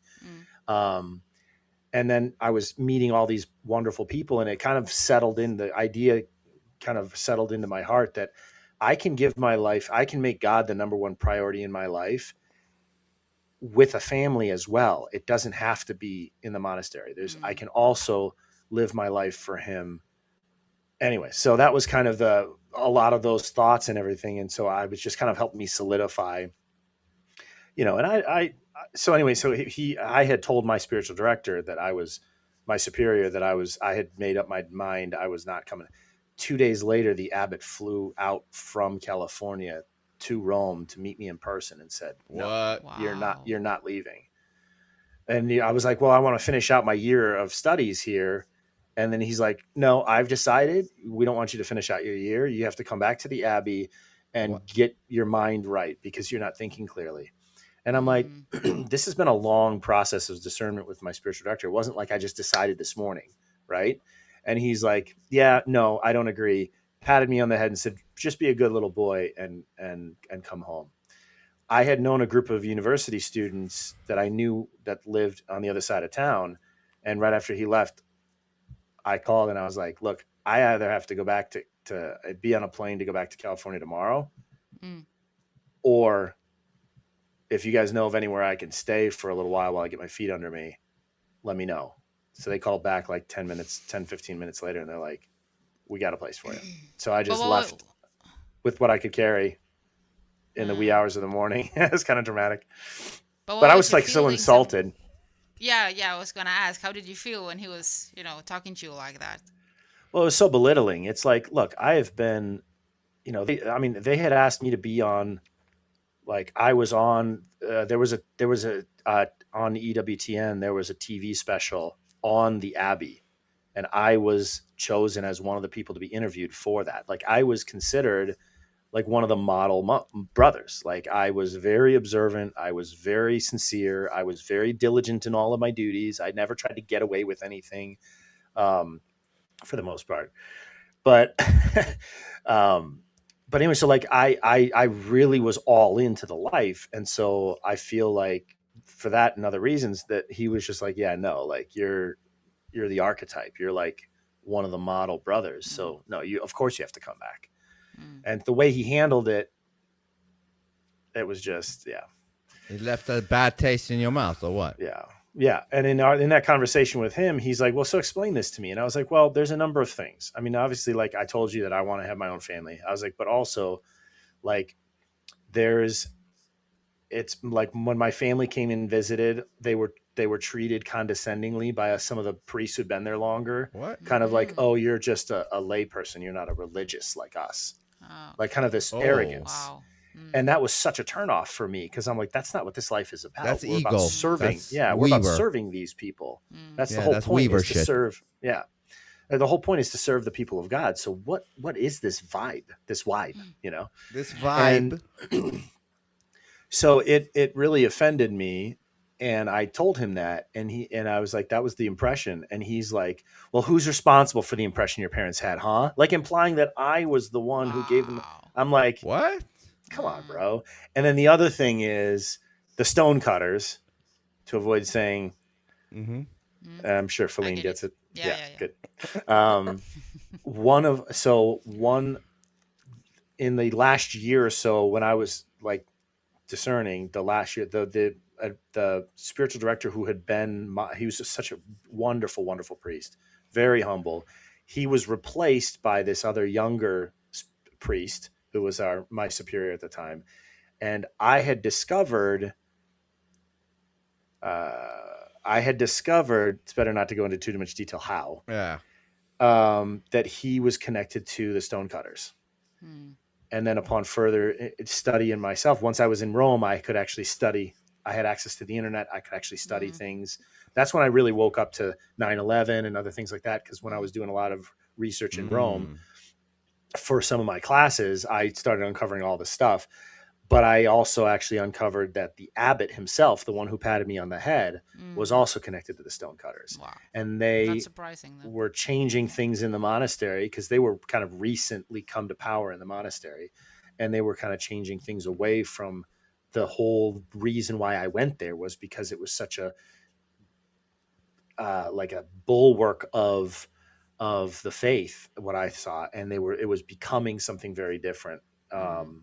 And it just, it was just sitting, and like one of the times, like I told you guys, our last prayer, was adoration at the end of the day, like 9 o'clock or whatever. And there was one time I remember, very, very vividly, we had a banquet in the courtyard, in the inner courtyard, for all these rich benefactors, because we were trying to raise like $25 million to build a new monastery. And the banquet and the schmoozing and boozing these wealthy upper echelon folks of Southern California, that dinner went on for hours and hours. And so our regular prayer time that happened around 9 o'clock, that a lot of the faithful would come and pray with us and chant with us. The faithful were sitting there for an hour and a half, 2 hours. Waiting. And the prayer didn't happen until close to 11. And I was like, the priority's all wrong here. Like, we should be bringing these people into our lives. If we want people to donate to us, we should be bringing them into our lives. Dinner should be wrapped up in time for everybody to go and sing God's praises, because that's what this is all about. It's not about that other crap. Yeah. So I just started to see more and more hypocrisy. And, you know, I'm not perfect either. I by no means, like I did some things or made some decisions in that last 6 months before leaving that I regret, that were not prudent, but you know, it's interesting. Fuck, man. It's a good word though. It is interesting. It's like, here's the thing now. I don't want to say it. What's another word for interesting? It's funny. Fascinating. It's fascinating. That's intellectually stimulating, Jonah. Yeah. That you could sense something with this guy that tries to treat you like a little kid, like this guy who said, you ain't leaving. You could sense something with his way of talking to you, that something ain't right. Right? Yep. So it's not always just what, like sometimes it's the things beneath the, what do you say, surface. Like, you know, sometimes that plays in that factors in how you can see through bullshit. Huh? Yeah, no, I was just thinking, is Christianity more utsatt? Fuck. Christianity more. Looking for a word. Let's say Google it. We have Google here. Oh, fuck it. Yeah, let's use it. Because I want to use the right word here. Okay. What was I know the word is just not exposed. Exposed. But that's not. Okay, now I'm gonna use exposed and see if you. Yeah, subject to. Is Christianity? Would you say is one of the religions or the religion that are most exposed to or subjected to dishonesty going in, like with a stonecutter? Like, do they use Christianity most to like control, deceive, or? Is it more? Are you saying is Christianity more vulnerable for getting taken advantage of and used? Yeah, because because I just right now I think that it's not as easy maybe for them to go in and control Islamic worship places, maybe, or even I don't know if you can say the word here, but the other religion. Yeah, are you saying like it's harder to infiltrate Islam and use it? Because Christianity is based on forgiveness and openness and inclusiveness and all that. Sure. I think there's something to that. The other thing I would say is this: if you read their own writings, the stonecutters' own writings, because stonecutters are very susceptible is what I think what you was looking for. Yeah, that works. Is Christianity more susceptible for that thing that we talked about? I also think it's more explicitly the target.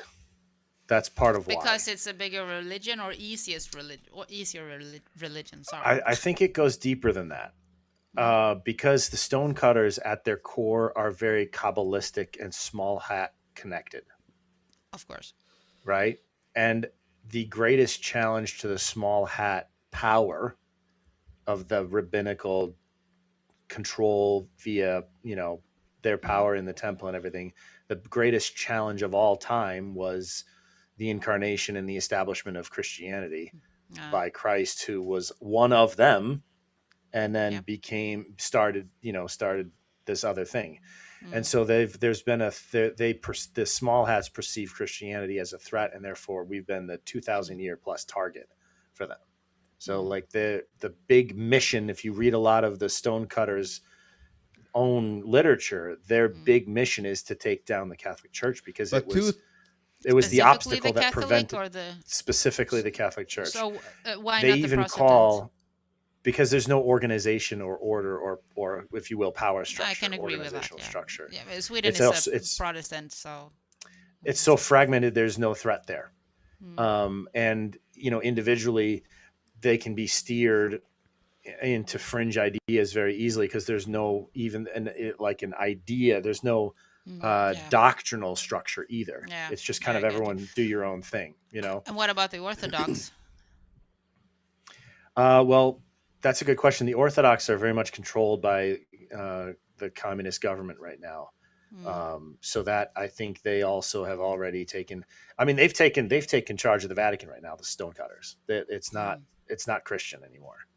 So that's why I like people when people hear that I'm Catholic, and then I also say, well, yeah, I think the Catholic Church, the Vatican is evil. They're like, how can you reconcile those things? Dude, is that when I remember 5, 6, 7 years ago, I saw this priest or whatever the fuck it was. He was doing the homie, but he was talking about Lucifer is something good about Lucifer. Remember? Have you seen that? But that just means in Latin, that just means bearer of light. It's not. Okay. It wasn't referring to Lucifer by name as Lucifer. It was literally. What if it was? But like. That's what the conspiracy theorists say. But those rituals are thousands of years old. So it's never been associated with that until modern conspiracy theorists. Okay. But I mean, that's kind of like, when people say that, like people will make English like things that sound like other things, and they'll say what you're actually saying is this. And it's kind of like, okay, there's a point when conspiracy theories have to still be reasonable. Just because something has the similar phonetic sound doesn't mean you're intending the same thing, or that you're being tricked into saying something you're not saying. Can I ask you about this thing? Because this is a thing, this word or this saying is a thing I'm not sure about, and I don't know what I think about it.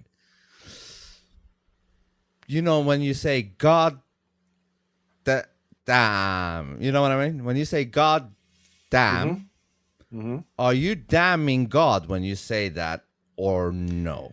No, you're saying God is you're damning. damning the thing. Yeah. Yeah. You're so, cursing the thing. Yeah. Because I was like unsure because I wouldn't want to say something like that if that was what it meant. Do you know what I mean? Because I was thinking, have they made us programmed to say God damn without us knowing we're damning God each time we say that? Like that was what I was thinking. You know what I mean? No. It's actually that you're kind of calling upon God to damn the thing that you're referring to. Okay. So the reason I can say, God damn it. Nice. You can. I like that word. Yeah, I choose. I choose not to, only because I don't like to judge. I don't like I don't know what God would damn and what He wouldn't. I don't want to put myself in. I know that, and I know when people say that, most often it's just a casual expression and it's not serious. I get it, but I just don't. Yeah. So if we can go back to not alchemy. What did you talk about? Astronomy, astrology, way back. So you're gonna meet your new wife. Oh in yeah, 2026? yeah. Was that tied together? Allegedly, the astrology thing and the wife thing in 2026. Did they have any connections? Yeah, but not like I was saying. The astrology is the difference is when you go out to seek information about your future, rather than sometimes God will just send someone unsolicited to tell you something.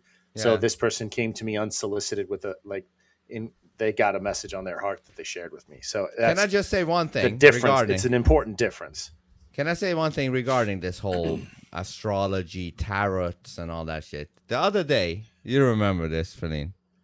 The other day, after I spoke to Maya, I think it was after the Ember session.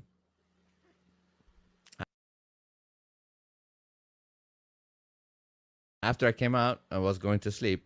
I usually put on YouTube to put on some music. But once I did that, I got this commercial. And it was not just any commercial. It was like, of course, it felt like it was made with AI. But still, it was like, if you're watching this message, you need to get to this website. Get to this website because your angel or whatever wants your guardian angel wants to talk to you. I know, but hold on. I know. It might be a scam, sure. But I was thinking, fuck, what if this is real? And I'm like, this is some scam bullshit. And I don't follow it. Like, because when will I ever follow something like that? Like, because it's a fantastical idea to think about a guardian angel trying to contact you. So I was like, let me try it. Your guardian angel would just contact you. But what if you don't know how, though? How? In what matter? In what manner would it contact me? Couple things. First, just my thoughts. Yeah. In our conversation, we talked about freedom and how God, the good God, and those like the good side will never infringe on free will. It's kind of like those messages. I don't know if you guys have in the States. We have people do this all the time. I just got one the other day where someone sends a Facebook post and it's like, if you want to receive God's blessings and abundance this year, send this immediately to 25 people you know. Yeah. Right. Okay. Like that, yeah. So it's coercive and manipulative, right? If you're seeing this right now, your algorithm is presented to you because your angel's trying to talk to you. No, it's coercive. But then you feel this pressure, and if you don't, you feel like you're missing out, and freedom is already being infringed.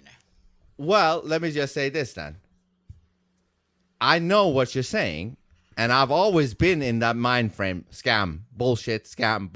But I just wanted to try it out this time, even though I knew it's most likely going to be some bullshit scam. I have gotten the reading. There's no stop to him when he, decides to do something. Yeah. It doesn't matter what I say or anyways. Yeah, she's like, it's probably a scam. I'm like, yes, you are probably right.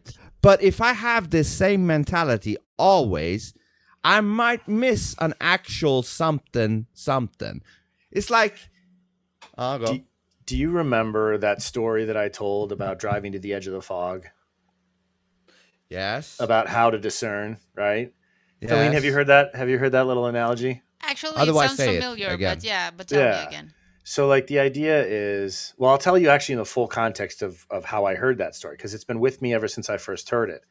But the reason I bring it up now is because it was my guardian angel who told me it. So like when your angel wants to give you a message, it's undeniable. It's them and they come and give you the message.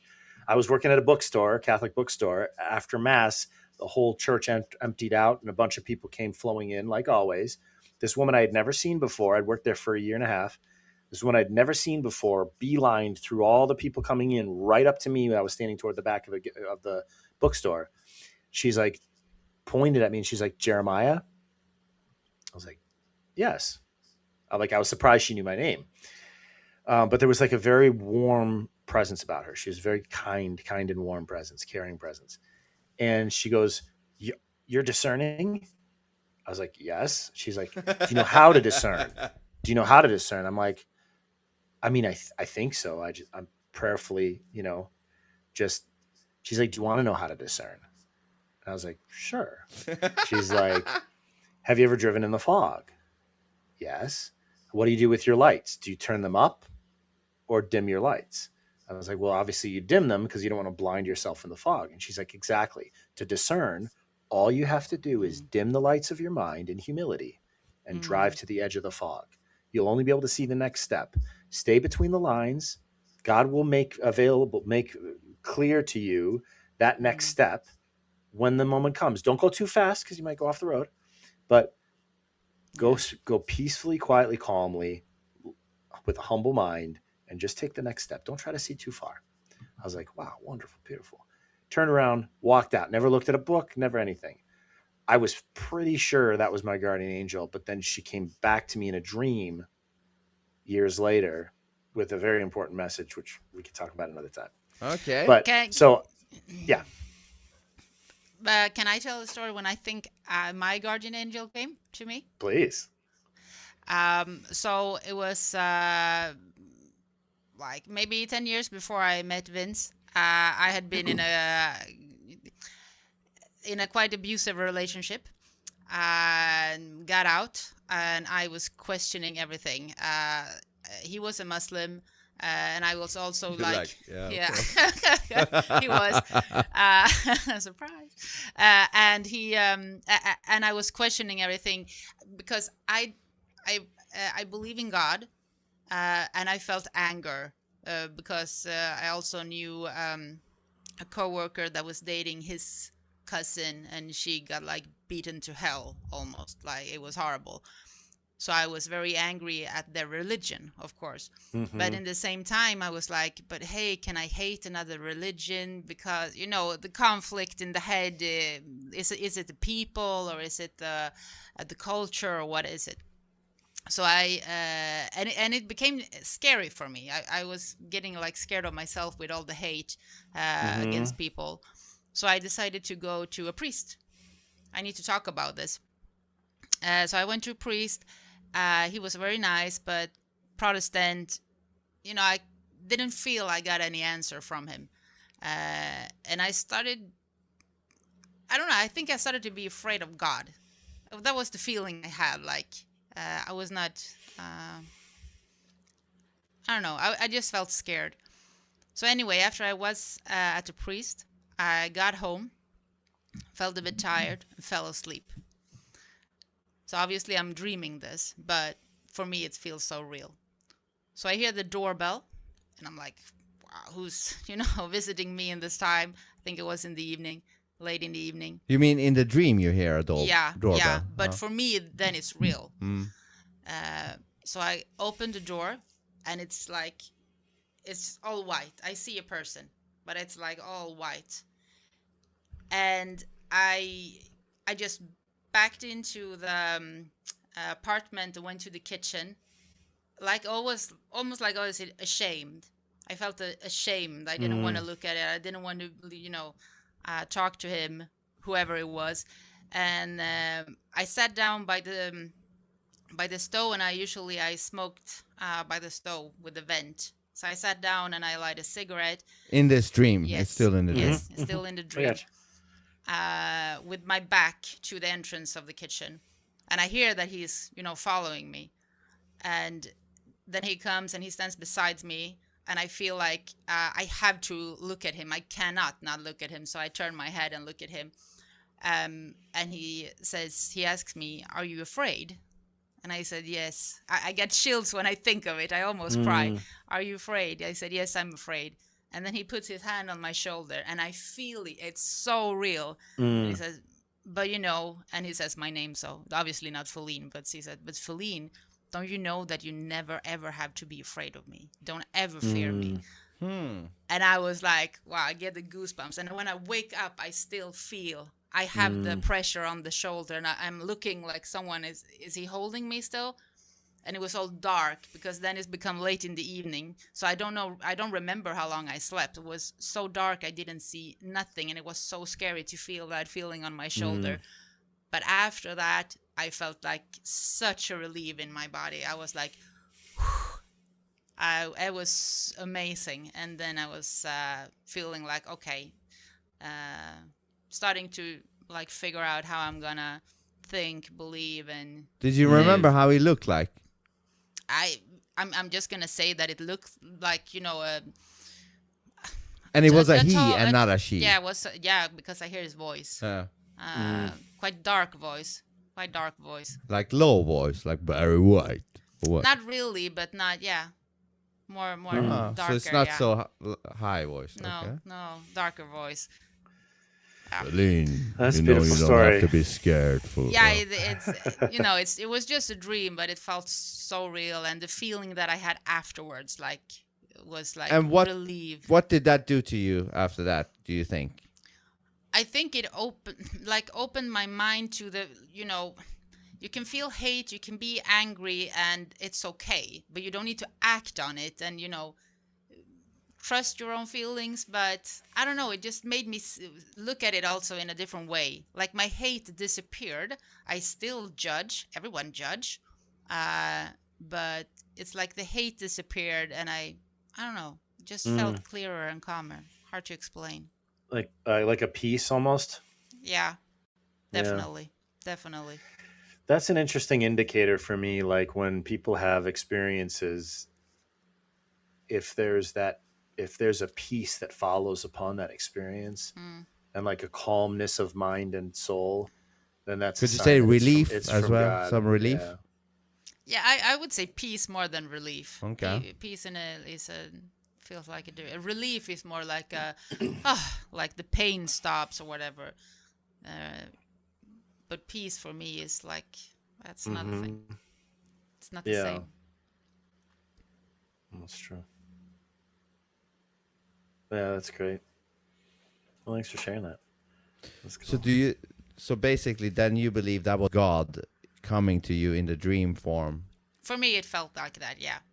At least, because I had a lot of questions about religion, but not only like Islam, but a lot about Christianity, doubting and the history of Christianity and the corruption that is in the church, especially in the Protestant church, especially. It's chaos there. We had a little interaction with the Jehovah's Witness for a while. Is that something we should talk about? They're was characters. Fun. They were fun. No, we invited them in. They brought cake sometimes. Hold on, the deal was this. Discussed a lot. How many? Wait. How many times did they visit us? A lot of times. Maybe let's say 15, 20 times. We went to a meeting, and we also went to a dinner. Let me say this. Well, they're very much. I mean, they're like the. Excuse me. They're like the conspiracy theorists of Christianity, basically. Like, they're all about the end times and all the conspiracies and But we came to this agreement because throughout my whole life, whenever Jehovah's Witness would ever ring on the door, I was like, no, thank you. I'm not religious. Thank you. That was how I always treated Jehovah's Witness, and I think maybe you did the same. I don't know. No, don't you remember when I was living alone? You don't even remember our marriage date. Don't you remember? Far up in the north, I moved a lot in my life. I like moving around, so I lived up in the north alone, and Jehovah's came, and I love to discuss and talk religion and philosophy with people. And I was, tinfoil hat and everything, and had a lot of, questions for them. It was really fun, and she was so sweet. They usually are, right? And she came to me like maybe 5 times, and almost every time she had a new young girl with her. Like she brought them to me for practice or listen and learn or something. It was so sweet. But anyway, then I was going to move, and I was going to move abroad. So she gave me like, I don't know, papers and numbers, like, here's the number to Jehovah's in this country. If you ever need any help, you just call this number, and then you, a reference to my name, and you will always get help if you're in trouble and everything. Very nice, very nice. Okay, so you had a more open view for them. I was like, I did not have that, but I was like, let us actually hear what they say this time. Let's actually invite them in.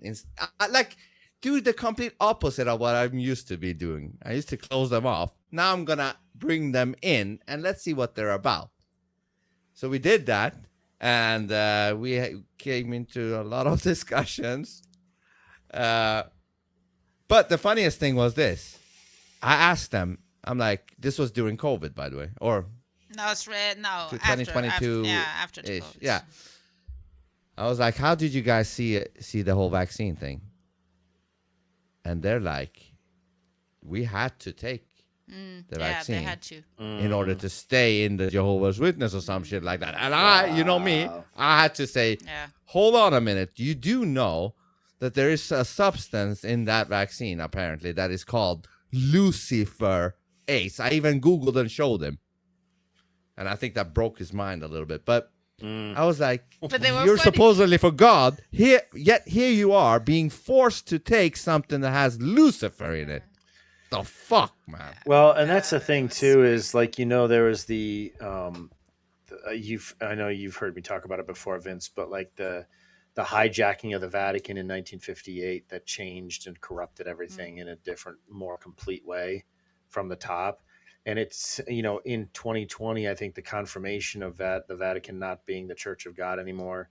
Again, I make a distinction between the Catholic Church and tradition and the current day Vatican. But anyways, not the point I'm trying to make. A lot of so-called Catholic churches across the country closed during COVID.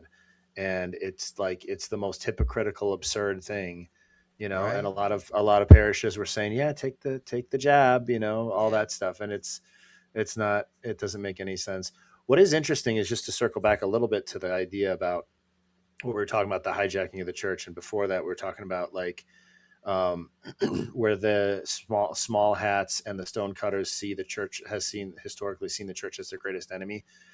They actually, in, I think it's Alice Bailey's The Externalization of the Hierarchy, there's actually she has a chapter in there about how to remove the catechon. They call, and this is an ancient prophecy too, that once the catechon is removed, the Antichrist will come. And her book talks about the catechon is the ancient Greek term for the restrainer, so the one that keeps the forces of evil at bay, and it was referring to the Pope. And so she specifically identifies the Pope, that until we replace the Pope with one of our own, then we will not be able to establish our worldwide control that we've been working for millennia on. And that's what you think happened in 1958. I'm convinced of it. So, and everything after that has gone to hell, literally. Yeah. Not just in the church, but in the world. That's when Roe v. Wade was, like, shortly after that was Roe v. Wade. Like, everything started to unravel in the fabric of our society when but isn't that a good thing that was removed? Roe v. Wade was turned eventually. That was overturned was a great thing, yeah. By who? By who? By your godfather. I got a lot of men in my life. I got Freddie. I got Trump. You've got two that I know of. Freddie and Trump. Who? Yeah, dualistic. Those are the two I know of. Yeah. Well, Michael Jackson can get in there too. Okay, maybe not. If I have to pick, I'll pick Freddie and I've Trump. never heard you talk about Michael Jackson with the That frequency is or true. affection that you've spoken to the other two. So That is actually from an true. outside perspective, you've got Michael is great. There is an image of Michael right there, though.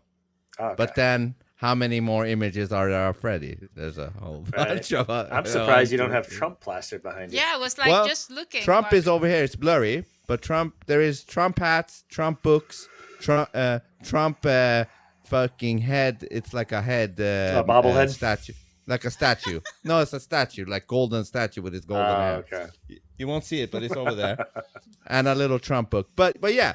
So what were we talking about before this? Roe v. Wade turned by Trump. Yes. So that's a good thing. Yeah. And well, again, I mean, Pope getting switched. Yeah. Yeah, and I mean, I think again, this is one of the advantages I think of because like in Revelation, it talks about the light beast and the dark beast, and the beast of the earth and the beast of the sea, all the legal stuff right now. Yeah, dualistic.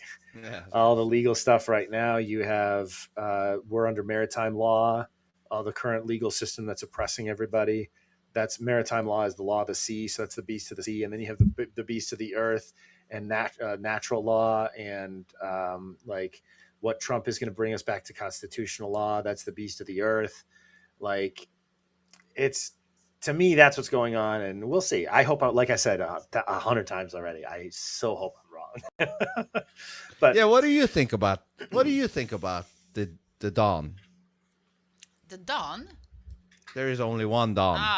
The dawn, not like the dawn. Like the, no, not the dawn, but like Trump. The dawn.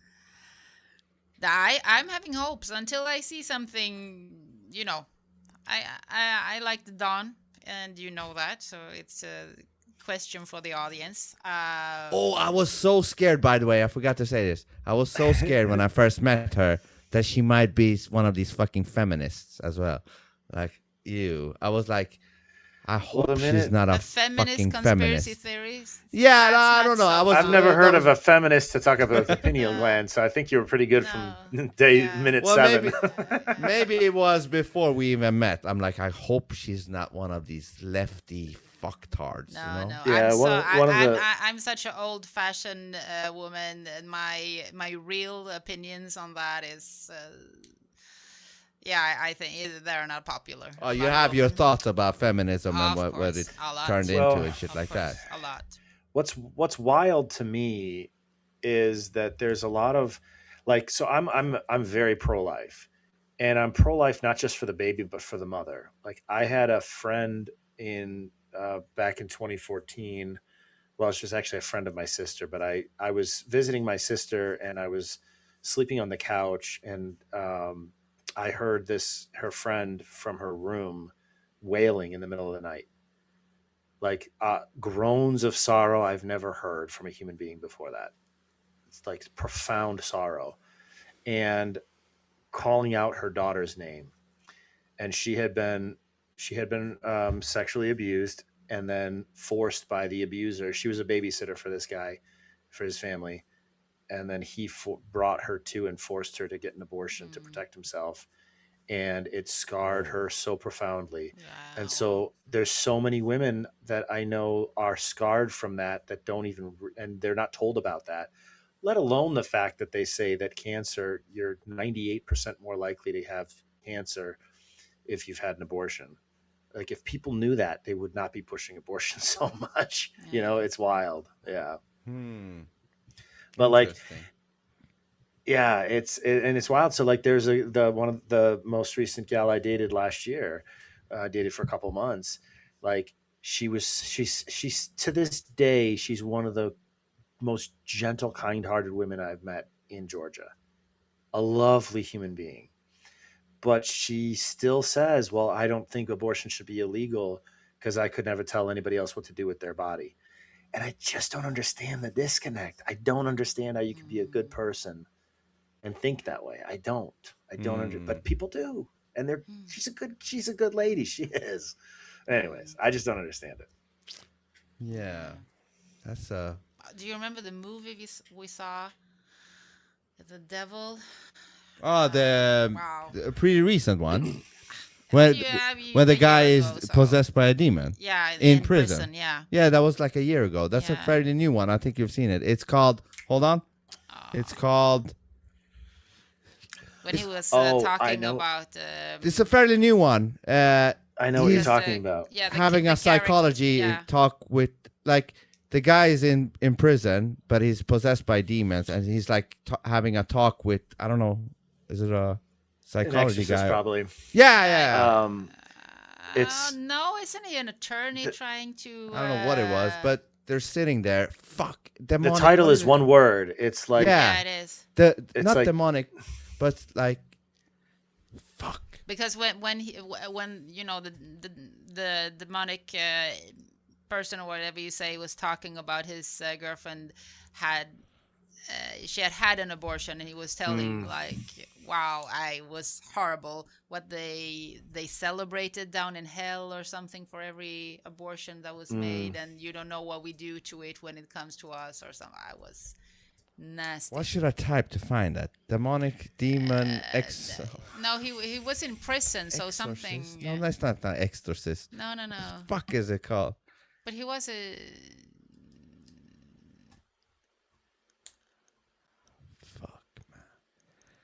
He was basically sitting in prison clothes, all chained up to have this conversation with whoever the fuck the other guy was, and he was talking like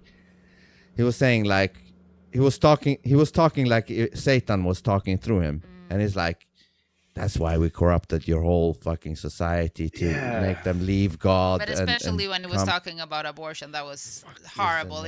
As a woman, it just teared my heart apart. I felt the knife. It was. Yeah. Well, and actually, he's like, he said something like, "We want you to do the abortion because you're sacrificing God's image." Yeah. Or whatever, yeah. You're damaging God by doing that. It was something called. It was like iniquity or something like that. It's something similar. One word. Yeah. But anyways, I found it. I cannot pronounce it right. What? Let me see. Nefarious. There we go. That's what it is. Let me see if I can pull it up. What? Nefarious what? Abortion. I've never I haven't seen that one. It's been recommended to me. You haven't? Okay. To see it. It's pretty good. You should see it. It's very Let me share the screen. Hold on. It's pretty good. Especially in today's world where movies sucks, you know? This one is pretty good. Should we just take the trailer, or is this? No, this is short. So. But you should see it. Here. Nefarious abortion. Imagine the joy in your little Cinderella's heart when she realizes she's butchered the baby in her belly for nothing. You could walk right there to the guard station, pick up that cell phone, make a phone call that stops everything in its tracks. You could apologize to her, tell her you made a horrible mistake, that you love her, you want to spend the rest of your life with her, you want to marry her, and you want to hold that child. James, you could tell her that. You could make your life about sacrificial love. And you could play live-in therapist for the rest of your life. I can't do that. No, James, why not? It's complicated. That's my boy, James. That's him right there. I don't understand. Oh, I think I do, James. I think I understand. It's her body. She can do what she wants. Do what thou wilt. That shall be the whole of the law. Arrogant son of... Who are you to judge me? This is my life. I can live it the way I want. Yes, James! I couldn't have said it better myself. But it's still murder. Says who? Says all of creation, James. Even in ancient times, the archdemon Moloch was celebrated by tossing infants into flaming bonfires, accompanied, of course, by the beating of drums to drown out the screaming. Later on, they erected a giant bronze statue with outstretched arms, kindling fires beneath the palms. And when they toss a little infant into those open palms, they'd flinch at the red-hot metal, but then they'd willingly roll themselves off into the flames. What does any of that have to do with me? Oh, nothing, James. Especially since the priests now wear surgical scrubs. The killing takes place in the womb, so there's no screaming to be heard anyway. And the remains are tossed into gas-fired crematoriums. No, James, no. There's no parallel whatsoever to you. Can you imagine the agony the carpenter feels when we rip a child to pieces inside its own mother's womb? Can you feel it? Can you feel it, James? It's starting to happen. Your unborn son is now on our altar. Here he comes. In 5, 4, 3, 2, 1! And all hell rejoices, James! Wow. That's pretty intense shit. I have to see that movie now. Holy Yeah, smokes. you have to. We should see it again sometime also. Yeah, but that I guess that but for me as a woman, I think it feels just a bit different when he describes exactly that. I can see it, I feel it. Wow. Yeah. Well, it's amazing. Yeah, like he said that do what thou wilt shall be the whole of the law. It's really, like that's what it's turning into today. Well, and that's also why the whole dichotomy between the occult and Christianity specifically, because Christianity is in the Our Father prayer that we're taught by our Lord himself. It says, thy will be done. Our Father who art in heaven, hallowed be thy name, thy kingdom come, thy will be done. So that's the whole of the difference. And even our Lord, before he was crucified in the garden, he said, let this cup pass from me, but not my will, but your will be done. And so like, that's the whole of the contrast between good and evil. Is good is my right, my might makes my right. I can do what I want. It's all about freedom. Like we're talking about, Vince, before, that self-determination, that self-freedom, that power to choose whatever you want because it's what you want, rather than having any concept of what's actually good, So it's interesting. Yeah, intense shit, man.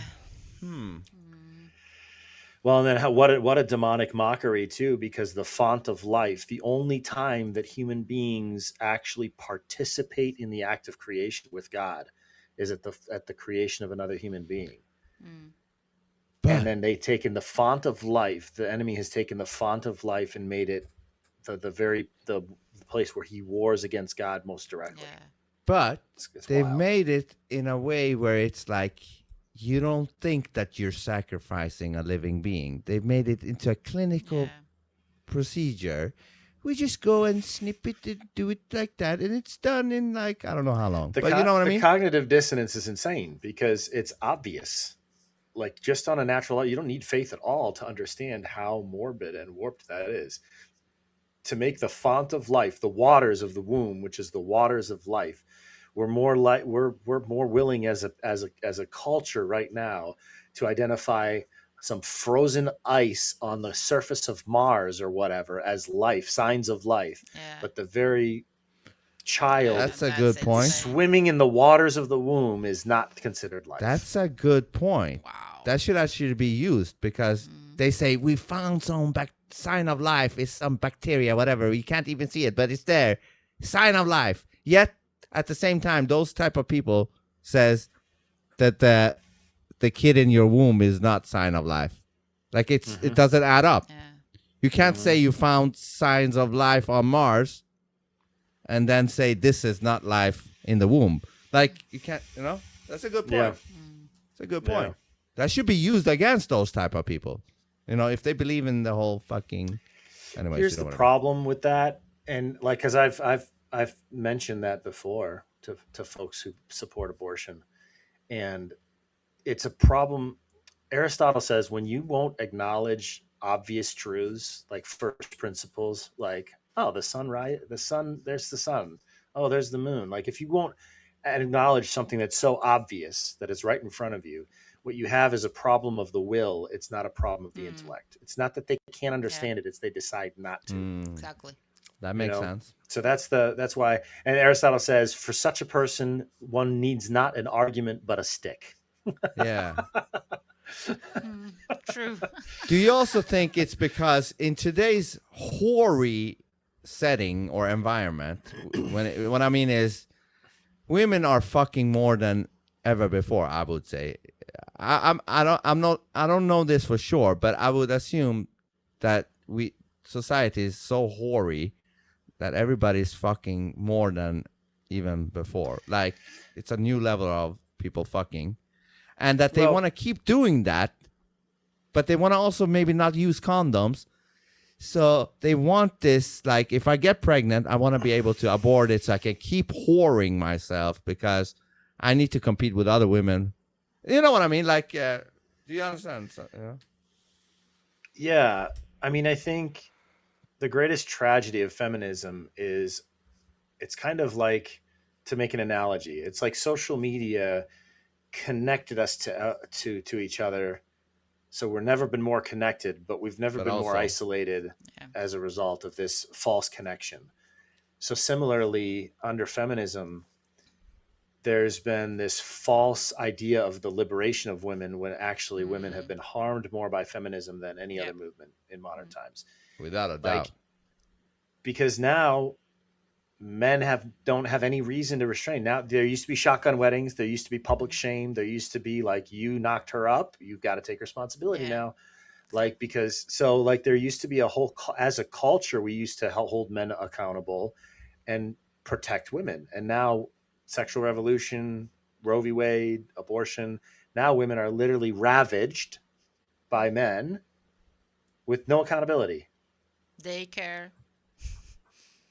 You can be a single mom and you can just leave your kid with whoever in a daycare center, go work and go pick it up like a dog or a cat. Handing over the responsibility of parenting to the state. Yeah. It's all fucked up. And the parents that are walking their kid with the thing, but focusing on the phone. Have you seen that? See that everywhere. I know. What the fuck? Sometimes they even have headphones. Well, They're I used to actually paying attention. Yeah. I used to, with my ex-wife, when she was nursing our daughter, she used to, while nursing her, she'd have her in one arm and be on her phone over here. And I'm like, that's like one of the most important moments in the formation of the child, to make eye contact. And you choose the phone. Babies, cuddle the baby, pet the baby, touch the baby, stimulate the baby, make the baby feel loved. Instead, you're cold and detached. Think about it. Sad. Let's say you are the baby, like you're watching your mom, right? From the baby's perspective. And she's looking to something else. She's not even looking at you. That must suck. Wow, that breaks my heart. Yeah. Right? Well, and then in the modern dating scene too, you see like couples that are on a date and they're both on their phones, and you're like, what? Yeah, exactly. Oh my god. Do you think there is? I know. I don't know if we're going too long, but I want to say this. Do you think the introducing the toddlers and shit with the iPads or whatever, that has done a huge damage to the kids of today? God, they can't even deny it now. You say mainstream science can't even deny it. Kids that grow up with the screen in front of them, they have less creativity, which also means that they cannot solve problems in the same way that we can do, and they cannot interact with people. They cannot speak properly. And then put a COVID mask on top of that. Fuck, on a toddler. Fuck. Well, that's why one of the things that I'm most thankful to my parents for is homeschooling us. Because I had for a time period, they did what was called, but it was like, it was like, basically like I had my choice of what to focus on. Like there was a core curriculum that that they felt like I needed to do, stay up on, learn the basics of math and literature or whatever that I needed. But then like beyond that, they're like, all right, what do you want to dive deep into? And I'm like, I want to learn more about the Titanic. I love that story. Okay, cool. So I spent a half a year, just tons of research, wrote a paper. That was my first research paper. I loved it. But like I had this freedom of creatively exploring different things. And I went on a binged on sharks and like learned everything there was to know. And so like, it's just, I don't know, like that encouraging an environment to grow up in an environment where creativity and exploration was encouraged is really beautiful. I didn't homeschool. We basically don't have that here in Sweden. I think very rare. But my parents never left me at a daycare center, but they worked all the time. Basically, my mom was like home with me for like a couple of months, and she had her own business, and my dad had his own business. But they took turns on taking me with them to the workplace, so I was always with them. Awesome. From a baby toddler. My dad had a cleaning company, so he used to tell me that my mom sometimes wanted, maybe, have a quiet night or sleep or just can take a shower in her peace. And he took me to when he was working evening. So he put me in, how you say, like the basket where the baby is in the cleaning wagon, rolled me like through. Was really? Cleaning. Yeah. And my mom also, I was at her work also. So I didn't go to like daycare center until the last, like when I was 6, I think. And my mom put me there because she was a bit nervous that I couldn't interact with, kids in big groups, and I was going to school. So she was like, we better test it, so she doesn't get a shock, because they couldn't, homeschool me. They don't, we basically don't do that here in Sweden. So I think that affected me a lot, always being around people, always being with my mom and with my dad all the time. Well, and that's one thing that was neat about homeschooling too, is that you end up whole families get together.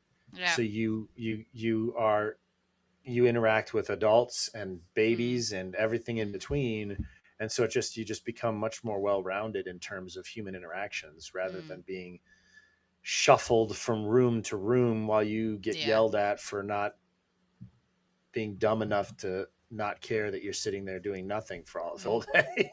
Yeah. Right? Because I was like, when I was in kindergarten, I tried to escape. Yeah, me I don't know how old, 5, 6, I don't know what the fuck the age was, but I was trying to escape because for some reason I just didn't like it. Then when it came to school, high school, same shit there. Well, it wasn't that I was dumb and couldn't take it in. I was just not interested in the thing I was forced to be feeding my brain. So I would be watching out the window and wanting to be outside instead, huh? Well, two things, like especially for boys. Like boys are meant to rough and tumble, explore, tinker with things, use their bodies to learn, and they have a lot more energy. And so like to put a boy into a position like that, that's not how we're made to thrive. No. I agree. And it's very unnatural. And the second thing about speaking of unnatural is like, I'm so thankful that I never had the trauma of being 5 years old and being dropped off with strangers I didn't know and not knowing if and when my parents would ever be back. Yeah. That was like, literally the first day. The first day of kindergarten, I felt that. My mom took me there. We went in. They showed us around for 5-10 minutes. And then she left. I was like, what the fuck am I here? There's a really sweet story about my daughter. So when she was born, the labor was pretty tough.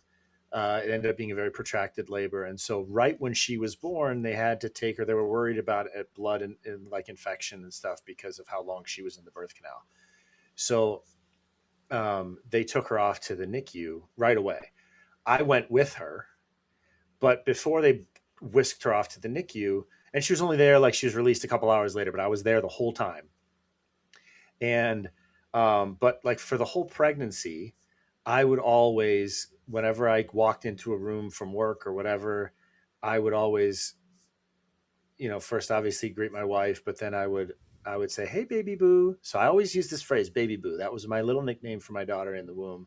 And I would always, just like that, "Hey, baby boo, daddy loves you," right? Every day. Mm-hmm. So then she's taken from the warmth and the cozy, just went through the struggle of trying to not having no idea what was going on when she's stuck in the birth canal, not sure what's going on, right? They pull her out. She's wet. It's cold. There's all this noise and strangers around. And they put her on this thing to weigh her and everything like that. And she immediately like reaches out in every direction, like trying to find the borders of the womb she's used to feeling. Like she has no idea where she is, right? And her hand is open, reaching. And I reach around the nurse and I put my finger in her hand and she grips. And I said, so I grabbed her little hand and I said very softly, I said, "It's okay, baby boo, daddy's here." She immediately turned her other hand over and grabbed my finger and totally calmed down, completely calmed down. Wow. It was the most beautiful moment ever. That's crazy. Wow. But she recognized my voice immediately. And so then I just stayed with her holding her hand while they took blood samples and like pricked her with needle. Like they were trying to make sure she was going to be okay. But the whole time she just death gripped my finger. And I was just talking to her. What made you think that way? Like I should be saying baby boo before she's born, right? Like what made you apply that strategy or whatever you will call it? It was just instinctive. Like I wanted her. I don't know if. So I found out later when I told my mom this story that that's what she called me in the womb was baby boo. I didn't know that. But so that's beautiful too. But that for me, just it was instinctive because I know that babies can hear the things going around them. So funny. I was that dad. Like when we'd have friends over for dinner or have a gathering, and when my wife was pregnant, if my friends ever dropped like the F-bomb or swore or anything, I'm like, "Excuse you, my daughter's present. Excuse you, please mind your language." And so I was like, "Oh, sorry, Jonah." I can understand that. I can understand that. I would even want to play music for it, headphones. We did. Oh yeah. We would. But like I wouldn't allow any rock music. You wouldn't play gangster rap. No gangster rap, right? It was all Mozart, Bach, classical. Yep. It was all. There you go. And Gregorian the highest chant. form of music. The highest form. And then I just felt like I couldn't wait for her to be born. And so I just, since I knew she could hear, that was just my way. I knew I couldn't obviously hold her yet. So that was just my way of connecting with her as often as I could. And so it wasn't really a premeditated thing. Oh, I might need to use this to bond with her. No, I was like, I want to bond. I want you to know you're loved right now. Even though I can't hold you yet, I want you to know right now that you're loved, And so then like, I just talked to her very softly while all the nurses were doing their thing with her. And they were like, "Wow, she's such a good baby. She's so calm." And I'm like, "She's daddy's girl." So, not to go into this, but how is your connection to her? Like, is it still a strong bond, or has that bond been damaged somehow? Every time I see her, yeah, she's amazing. Yeah. So every time you see her, it's connected it's again. A very strong connection. Yeah. Okay, that's good. Strong. That's good. Yeah. Very good. So. Wow, that's so beautiful. Yeah. I got all touchy here. No, but didn't say anything because I was like, I'm gonna start crying if I start to speak now. It was so beautiful. It was. Really. Wow. It was. Yeah. Well, guys, I feel like we could talk. Yeah, go ahead. I just want to say very quickly to that I'm very. I feel very sad the older I get. Not for me that that we don't have children, but for Vince, because I think that he would be the most amazing father. Actually. Yeah. Well, it is what it is. Yeah, I know, but I think he would be. Yeah. He would be an amazing father. I appreciate it, but we have a fight here. I can't be having kids in this fight. You know what I mean? Yeah. There needs to be a hard exit option available when the time is right. If RoboCop Maya comes and and she's like wants to do something, we need to be able to do a hard exit. And but if you have kids, you can't do hard exit, can you, Jonah? I really want to have more children, but at the same time, I'm like, I think it's all going to come to a head. I think you've heard me say this. I think we're going to see the dismantling of the false church, the Vatican, in 2029. You've heard me say that before. 2029 specifically. Why? Okay, go. and we can get into that more if you want later. But Yeah. so for me, like, while a part of me is like, I want to have kids. I want to, you know, that whole dream of mine that was part of the reason I left the monastery, the main reason I left the monastery. It's like at the same time, I'm like, I really don't know the world is going to be like for the next 4 years. It might be better to wait till after that. Yes. You know, just look at Maya, man. Just look at how she is doing the things. I don't know, man. It's going crazy. So maybe you should be chilling a little bit on that front. Yeah. So there, I'm just trying to trust God too. We'll see what happens. But the most beautiful, for me, the most transformative thing that's ever happened to me as a person was, as a man, was having that. I still remember the day that I found out that we were pregnant. I sat in this armchair that I had. We had a bay window in Chicago, and I remember I looked out. I just looked out. I just sat there and looked out, and I put some music on, and I just sat there looking out the window, and like inside, I was just like, all right, reorganizing all my just tears of joy. I was there for like an hour or two, and I was like, just like thanking God, and then I'm like, all right, so has to change in my life. This has to change. Now that's a priority instead of this. And my mind was going to complete like, recalibrating. Yeah, like so. Yeah. That's why people like me and you too can't really understand how it is to be a parent. You know, never. In that sense. Yeah, I think your phone is buzzing. Yeah. Boom. No. Or is it us? It's not me. It's not you. No. Hold on 1 second. We can edit this out. Yeah, no problem. It's going to be low. All right. So that was the abrupt ending I told you about. But anyway, so I hope you guys all enjoyed that conversation as much as I did. And thank you guys for tuning in. I know today was a bit longer than we usually go. But for the full recording of this and every other episode, as you know, is down at phoneboothpodcast.substack.com. And I look forward to the next time. Check us out next Wednesday will be Christmas Eve. So still going to do a show. It'll probably just be recorded in advance, just like this one, but I'll just record the full thing. But I do look forward to seeing you guys. And then also don't forget the Phone Booth Podcast on Mondays.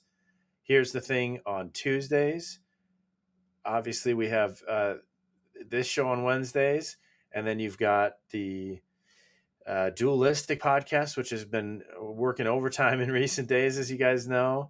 And then, of course, the live stream with the boys on Saturday night at 6 p.m. Be there, be square. I appreciate you guys. I hope you enjoyed this conversation. God bless.